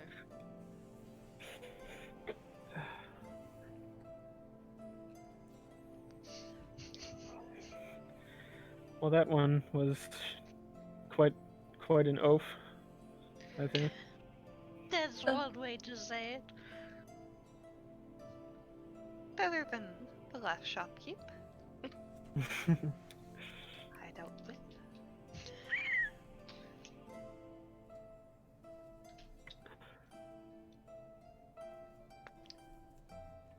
Is there anything else the party would be doing? Well, that's my shopping trip. Anybody want to see anything else?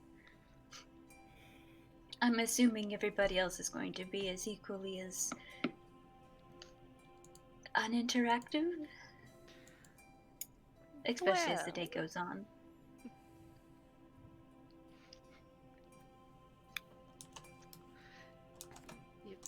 If Yeah, anybody... Hmm? No, go ahead. I don't know how much is there left that we haven't seen yet? We have a map of some sort. A map that perhaps one of our party members collected from guest services. Now that when you guys were talking to him, the big thing was trying to find out about Northwind Strait. So is there anything in specific that people are looking for? I mean, this isn't like a huge mecca of a town. So you'll know that you'd be able to find things like general purpose stores. There's bound to be a couple of specialty stores. You might find some toolkits, things like that. It depends on what you're looking for.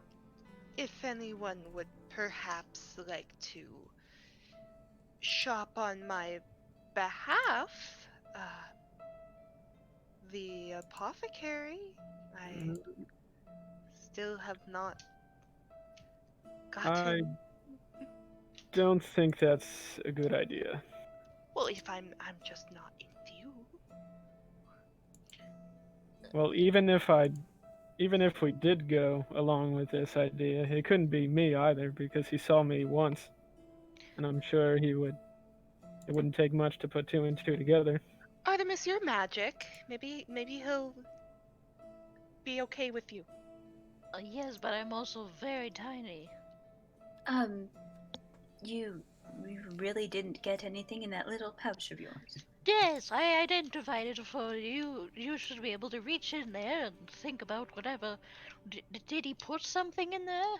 Can you not, like, turn it inside out and get stuff out like we did with this bag? And I point at the bag of holding with all the sand. Well, I figured he just magicked it away. Guess I'm gonna turn my little pouch inside out and solve that mystery. Hold your hand Okay. underneath it. Oh, 4 vials pop out. oh,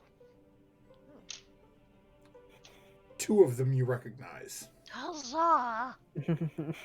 He didn't scam you. 2 of Or them maybe you do he not. did. I only recognized. I only paid for paid. You didn't pay for anything. I tried to at first. There were layers. There was layers to the plan. Did you try to pay with food? I offered to pay for And- her in the first place, and she denied it. I bet you tried to pay with food. And I mean, money. your food's good, but Thank you, but I'm gonna put. The 2 that Things you back. recognize are you have 1 vial of the assassin's blood Okay. and 1 vial of the truth serum.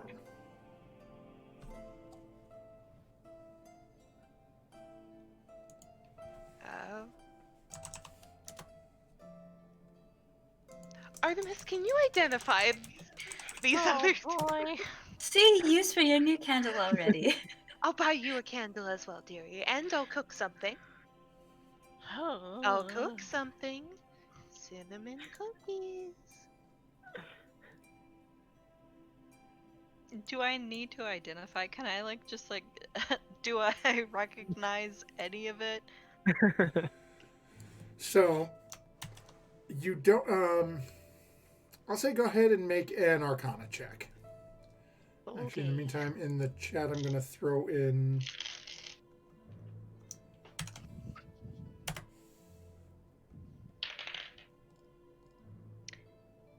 Well, it's 16. Okay. So, as you're looking at them, from immediately looking at them, you can tell that these are not. I guess I'll phrase it your typical.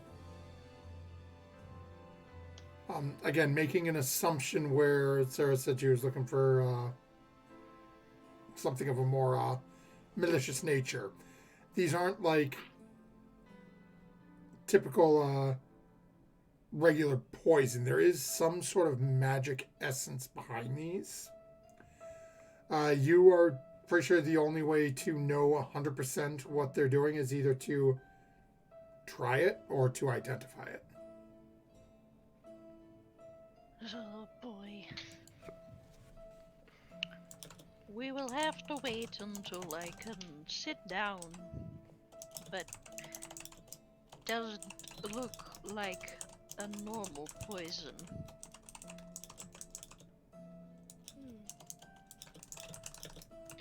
Yeah, just take them back and put them in the little pouch. So I put the description of each one in the chat for you in Roll20. Okay. You have 5 doses of the assassin's blood and 4 of the truth serum. Sweet. They are, note specifically, they are both ingested. Okay. So it is not, you can't use it by injuring somebody with it. You actually have to get them to swallow it. I have my ways. If it's not a ceremonial donut, it's wrong. Okay. Well, thank you, and I'm now maybe I- old. now I just have more questions. I'll get to it when we get back to the inn now. Set up my new candle and some nubbins of old ones I've kicking around in here and see what I can do. We were at a candle shop. Why didn't you just buy more candles? I don't have any money. None? I don't have a lot to my name since I tried to copy over spells into this new spell book, and Oh, right. Oh, Forgot about that. there's a lot of moths flying out of my proverbial wallet.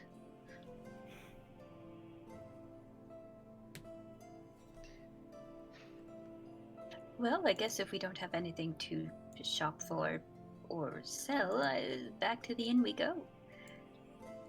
I suppose so. Yes, that sounds good.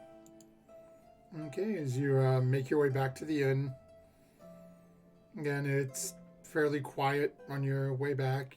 As you walk in, that rather large individual is still laying on the ground. Are they breathing? Seems to be snoring rather heavily. Okay. As right as you get to the door, you can already hear very faintly from inside. As you open the door, it's full on the floor, and you watch as you're walking in, there's glitter and a couple of the remaining bar patrons holding what looks to be like a tablecloth or a dish rag over, and as he breathes in and out, you watch as it just sort of goes every couple of minutes, three of them just see there's a couple of empty glasses in front of them. They seem to be just sort of sitting around just laughing, watching this thing move.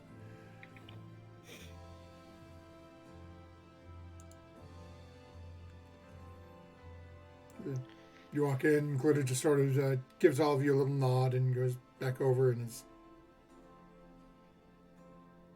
looks to be drinking that same deep red liquid he offered to some of you the night before, or the day before. When we walk past this robed figure, can we tell anything more about them now that they're smacked down on the floor? Go ahead and make a perception check if you want to. Okay. Ooh. Okay. 24. Alrighty then. So as you're looking, and I have to find something. Where did my little thing go?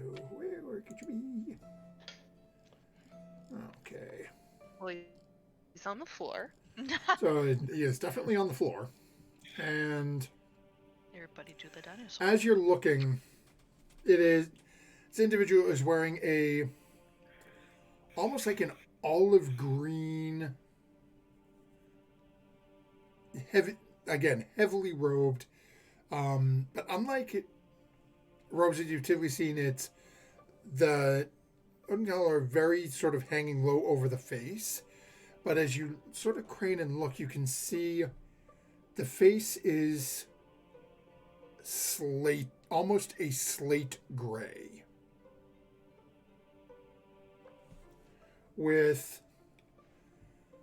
a couple of black lines drawn under the eyes and coming straight down beside the cheeks, next to the mouth.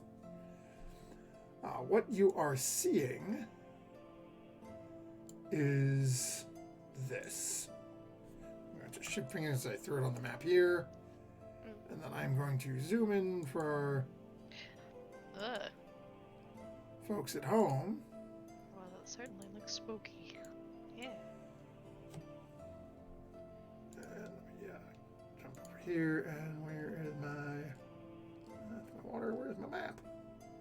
There we go, bottom source. Let there be mappage. Okay, folks at home, that is what our party is, well, rather what Artemis is seeing. And again, you can see those designs, and you Oh do my see... gosh. We got raided. Oh, bloody hello! Hey! Hi. Welcome! Welcome, Indigo Chameleon! Welcome, Wolfgaren! Oh my gosh. Hello. Hello! Welcome to the Insanity. Well, I'm not looking at my camera, I'm looking at the raid screen now. Welcome.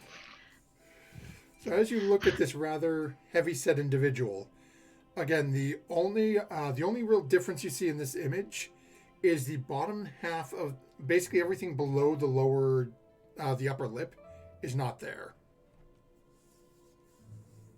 So it's just that bottom part of that, what looks to be a mask, is not present, and you're seeing looks to be a somewhat pale skinned chin.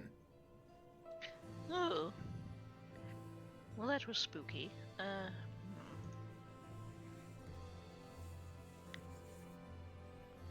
I like. He's spooky looking?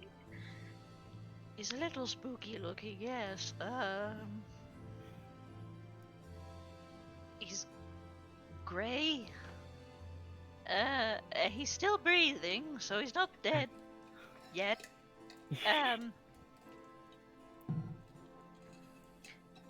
I don't know if anybody wants to take a look while he's on the floor, but I have had my fill of that face. I'm going to go elsewhere.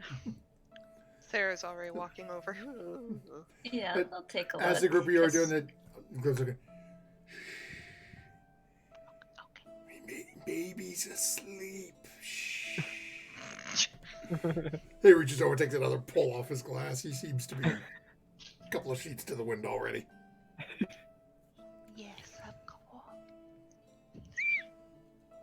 Yeah, all of you are seeing the same thing with that gray mask and this sort of. Again, everything. Gray mask covering everything up to the upper lip. Then just this pale lower jaw seems to be exposed underneath the mask. Do I recognize, like, the person? No, Like, this. So it's because I remember the apothecary was wearing like robes and stuff. Oh right? yeah, Not no, like- definitely, yeah, No, definitely, okay. yeah, nothing like the apothecaries. Okay. This, as you're looking, like the apothecary was wearing, I guess I'll phrase it. Think of your stereotypical wizard robe. So if you've ever read like any of the Dragonlance books and you've seen pictures of Raceland with, the oversized cowl over the face, and it's just, I'll phrase it, zippers up the front.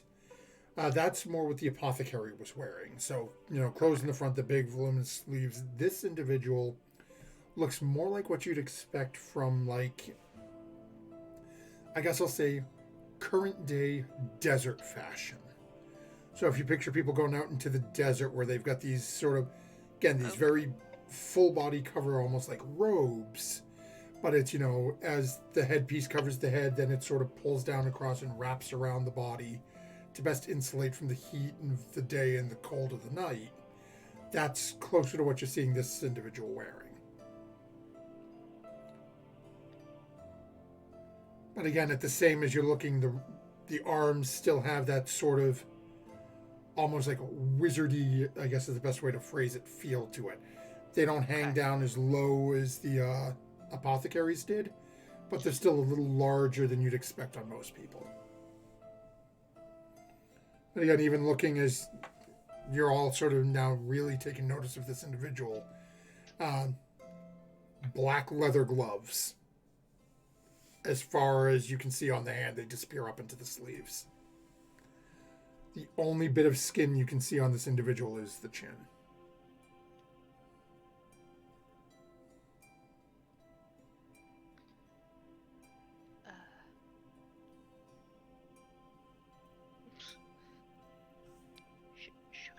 Should we wake them?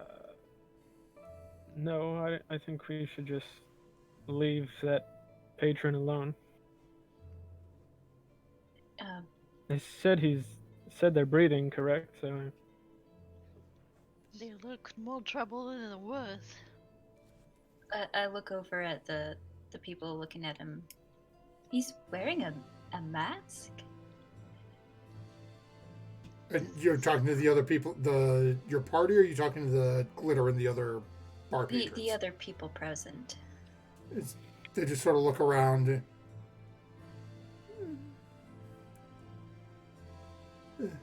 He tried to take it off, and he just sort of growled and rolled. So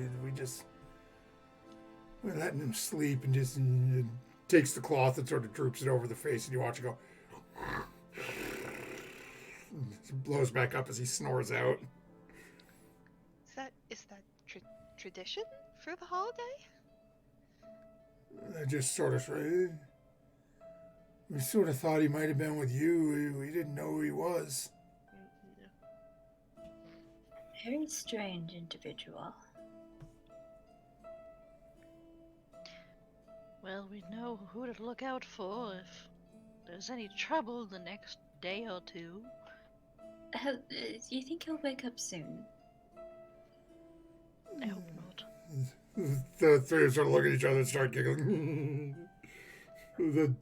Look over at this, 3/4 empty bottle of liquor.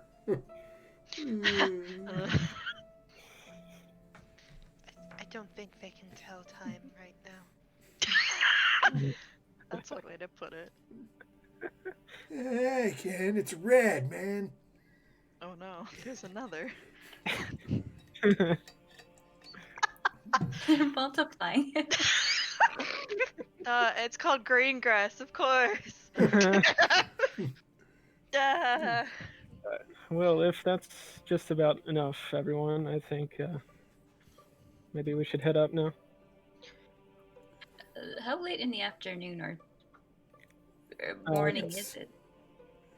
As you guys have been around, you spent some time eating after the parade. It's probably, depending on if there's other things you want to get done, we can say it's shortly before dinner. It's, again, as you've moved around a little bit, depending on how much time you spent at the bar before drinking and that would have been 2 hours. Yeah, she would have got to the bar probably around lunchtime or a little after. So then between the meal, drinking, then going out for the shopping, yes, it's probably shortly before dinner or shortly after if you want to say you stopped and grabbed food on the way.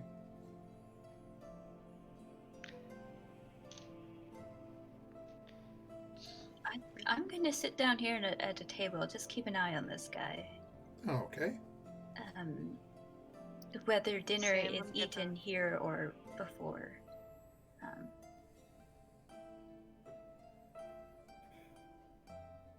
Okay, so Fear's gonna haul up, take some table up. Snow Moon, Artemis, Sarah, what are the three of you doing? I'm pulling up with Fira as well. I'm also gonna turn to Artemis. Do you want anything besides alcohol and fish? No, I'm fine. All the fish, the octopus, and the squid, and all that fun stuff was great. I don't remember a thing afterwards, but the fish was great. I'm going to go upstairs and identify these. Oh, I need that from you. Those Yes. vials. I'm just gonna. And Snowmoon he'll sit down at the table too, but before he does that, he'll take the rag off the patron's face, not amused by these three at the bar. As you do three. Oh.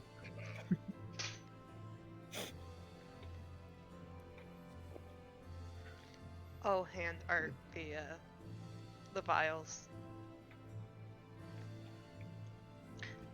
Right, thank you. And Feria, thank you very much for the candle. Whatever I can do to help you keep identifying our stuff. And they'll toddle on upstairs and try and find the room with Lydia in it. Oh, okay. So easy enough. The Glitter would have told you that before you left. You guys had the first two rooms, so Okay. yeah. Open the first door and you can see Lydia's just sort of laying there, reclining in one of the beds. Just as a sort of feeling of safety, they'll probably do the ritual in that room just so they're not alone. Oh, okay.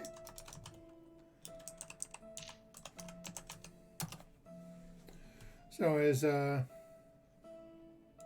you start going through it, anything else the group of you would be doing downstairs? You're just basically taking, I guess I'll say, watch over this individual.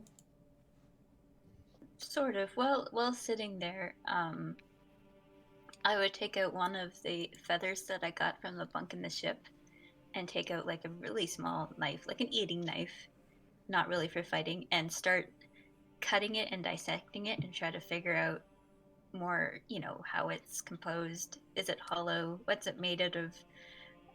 Making a huge mess of the feather in the end, with little bits going everywhere.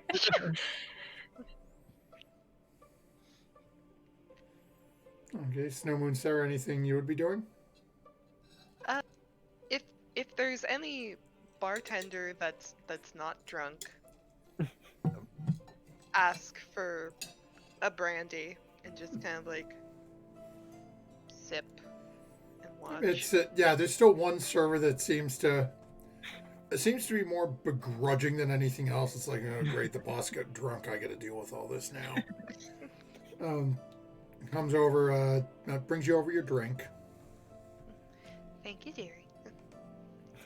Then Ned's like over and just sort of goes back behind the bar, and you can see he's just sort of cleaning glasses, picking up bits and pieces, getting everything ready for the next day.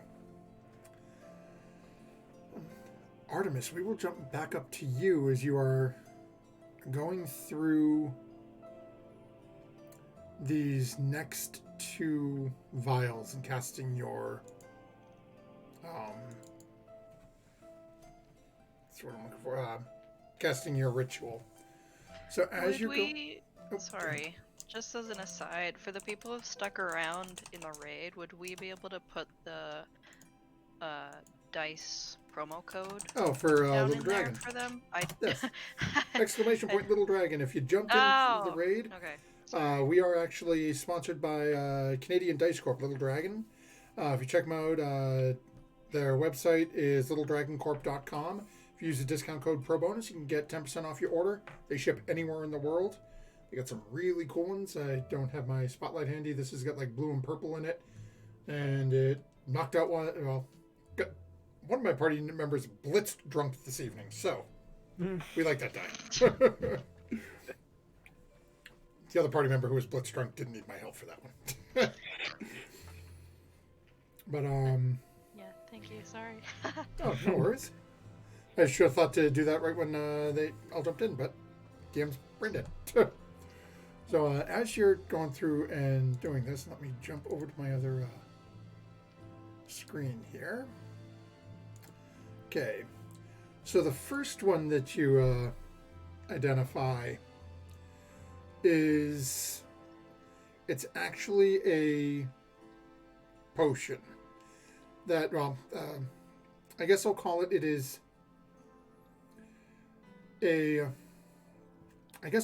a poison of intimidation. So as you're identifying this, it is a single use. It is done on injury. So it would be like you'd apply it to a weapon, and upon a successful strike, the victim makes a charisma save, or they risk being terrified of the weapon's wielder. And that lasts for 1 minute. It is a...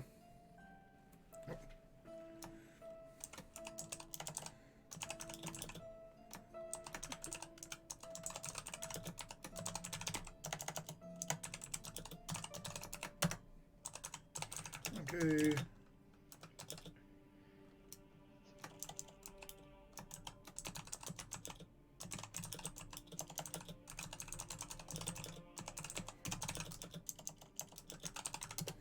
Go. And the fourth one is a vial of wolfsbane.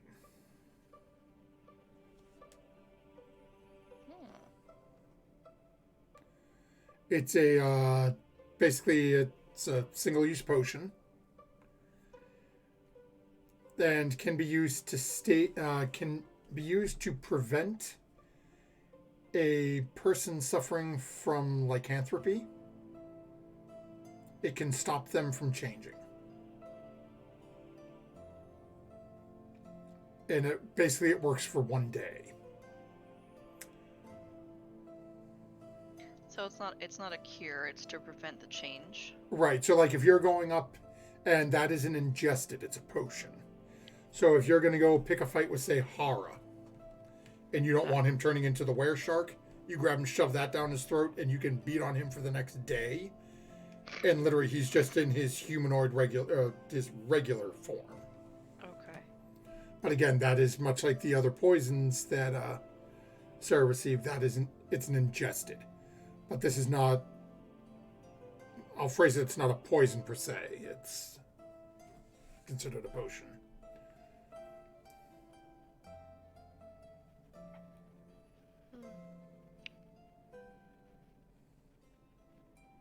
Okay. Sorry, I was just writing stuff down. Not a problem. Okay. After I figure that out, then, if people haven't come upstairs, I'd probably make my way downstairs and try and figure out where Sarah is, so I could just, Yeah, where it's only been about at most like 20 minutes. Let's assume it took you a few to get up there, get situated, then do the ritual. Make your way back down. They're all still hanging around the table. As you come back down, you can see Glitter in one of the patrons is still going strong. The other guy is slumped over in his chair now. As the other three have watched, the bottle is now almost completely empty.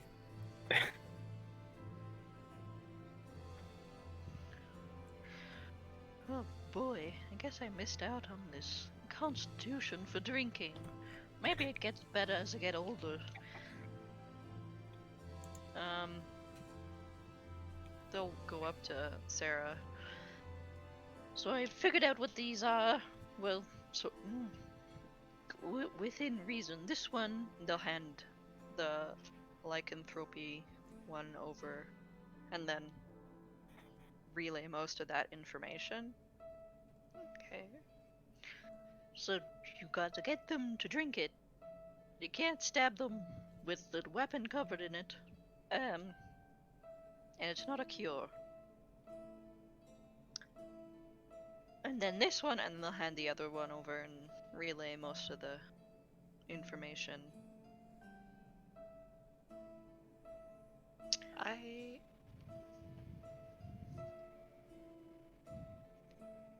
That one is a poison, though. You need to stab someone with it. Well, with a weapon covered in it. If you stab someone with that actual thing, that'll be impressive. Might be fatal. With the glass bottles before, so. Oh, true, that is true.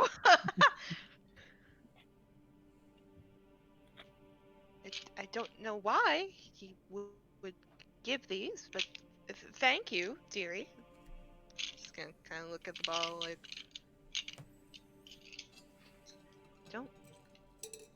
don't know anyone suffering from lycanthropy, but okay. Well, at the rate that our group has been meeting with people of various sorts that are afflicted, I don't think it will be long before you too know somebody. I need to ask all of you more questions. I'm trying to figure out.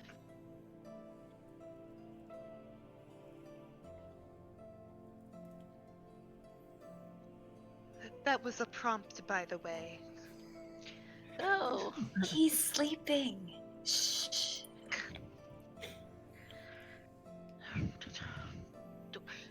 We encountered a were-shark when we were inside of a giant turtle. I almost died. It was a wonderful experience overall. We also ran into a were-rat in a secret basement. Oh yes, right. Yeah.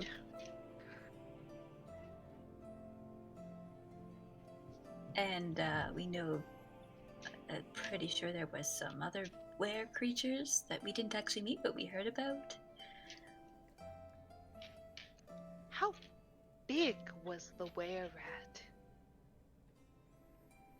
Like, just a normal person size. Like, the guys over there. Oh, you mean rat form. I don't believe he actually changed while he was with us. Did he? Nope. I don't remember. No. No, I he was had just gonna, silver like- manacles on him. Okay.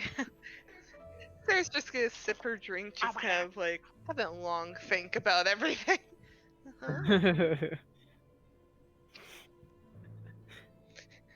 Granny needs this. I'll say over to Snowwood. Well, nobody tell her about the worm person then. Yes. Nothing.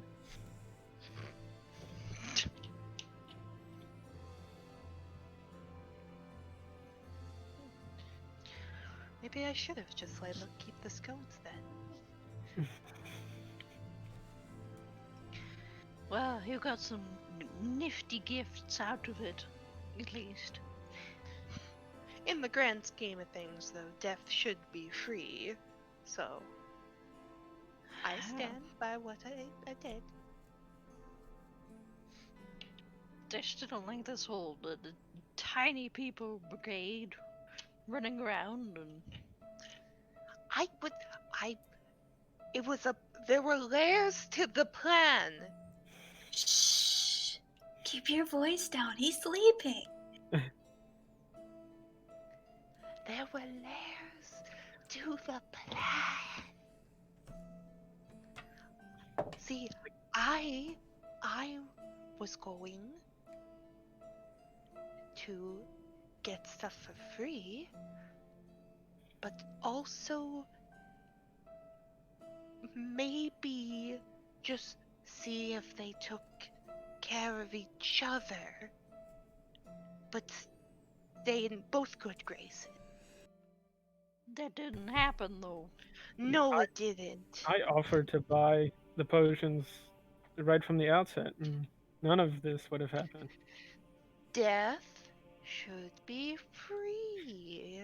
Well, from what I heard, you did it with the bottle. Why do you need fancy potions?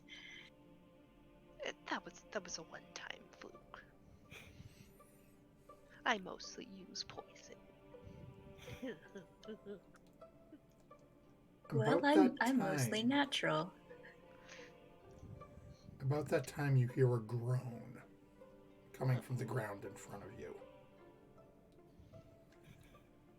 As this rather large individual rolls over onto their chest and getting up, knuckles down onto the ground, leans up and goes barreling towards the front door.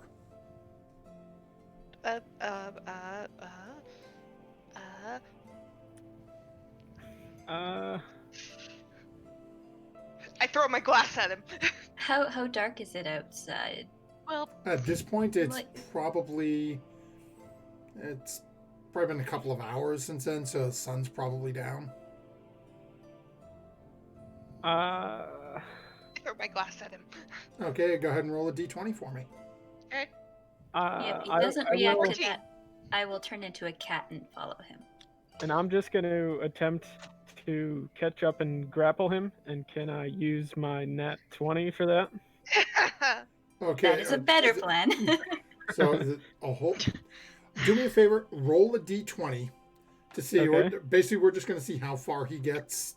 Basically, Okay. we'll call this an initiative roll to see how far he gets before you actually get the hooks and get up and moving.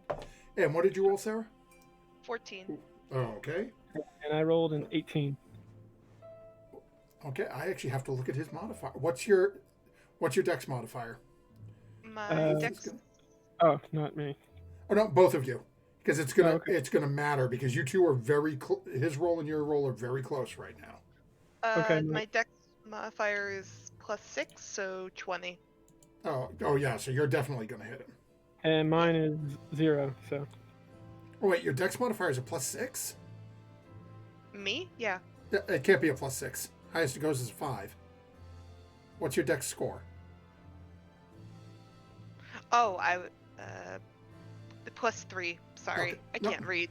I'm like, wait a minute, 6? No, that can't be right. Yeah, you're not proficient in blips glass out of throwing. existence. Oh, I'm proficient in glass. We learned Actually, that from my first step. Yeah, that's actually a good point. So it does actually hit him. Oops. So go ahead and roll 1d6 for me. Okay. I don't think that was an oops. I think that was a meaningful. 3. Okay. So as you throw it to him, and Snowman, as you're getting up, he was closer to the door, so he gets to the door. And man, it literally, he's just, you would almost say ape-like running, just hunched over as he pushed himself up on the hands and started running, still hunched over.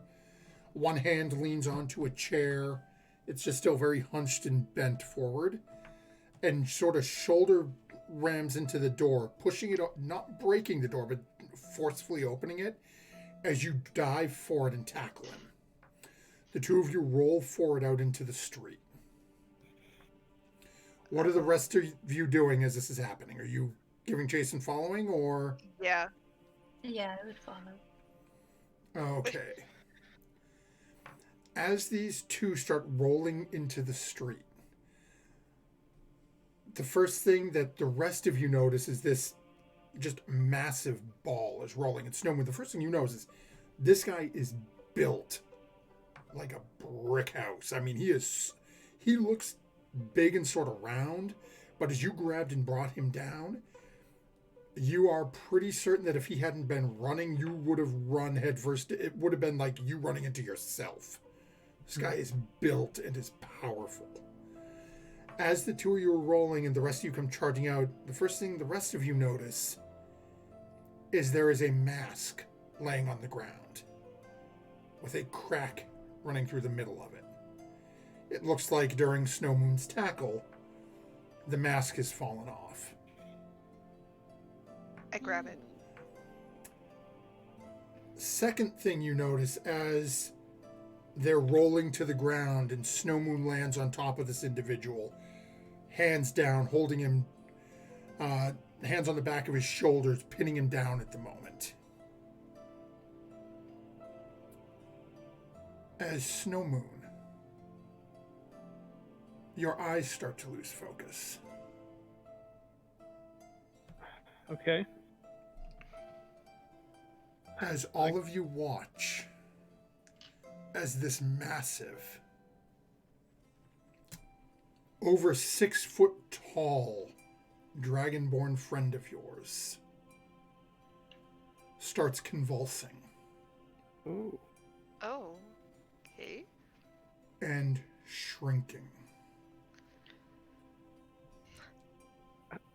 Oh. And sprouting hair. As standing on the back of this individual is now a massive boar.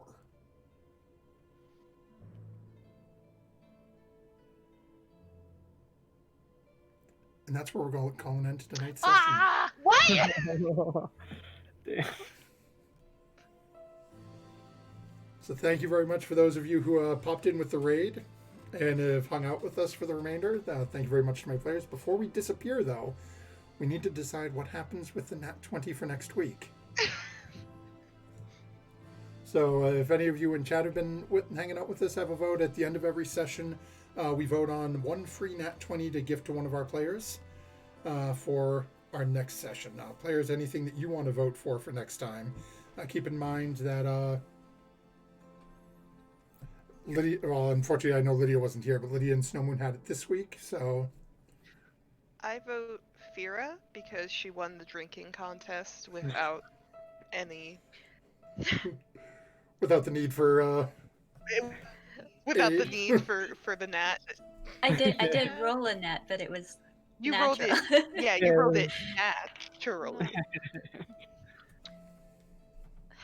Oh boy. Yeah, I guess I'll second that without saying I wish Snowmoon could have it again because oof. Yeah. But Yeah, you yeah. might need it. Hey, you never know. Oh So, Our friend looks like got we got a turned into couple. a deli. So we got a couple votes, so we will give that to Furia for next time. So we're going to shut that over because I forgot to take it off when Snow Moon used it. So we'll update that on over there. So until next time, folks. Oh, don't forget we are off next week. Unfortunately, the DM will not be around. So we will be back in 2 weeks to find out what happens. And don't forget, folks, when weeks prior, your dungeon master asks you to make a constitution save when a boar mauls you, and you fail it epically, and you don't question why. Probably should have added your proficiency bonus, but we'll see you next time, folks.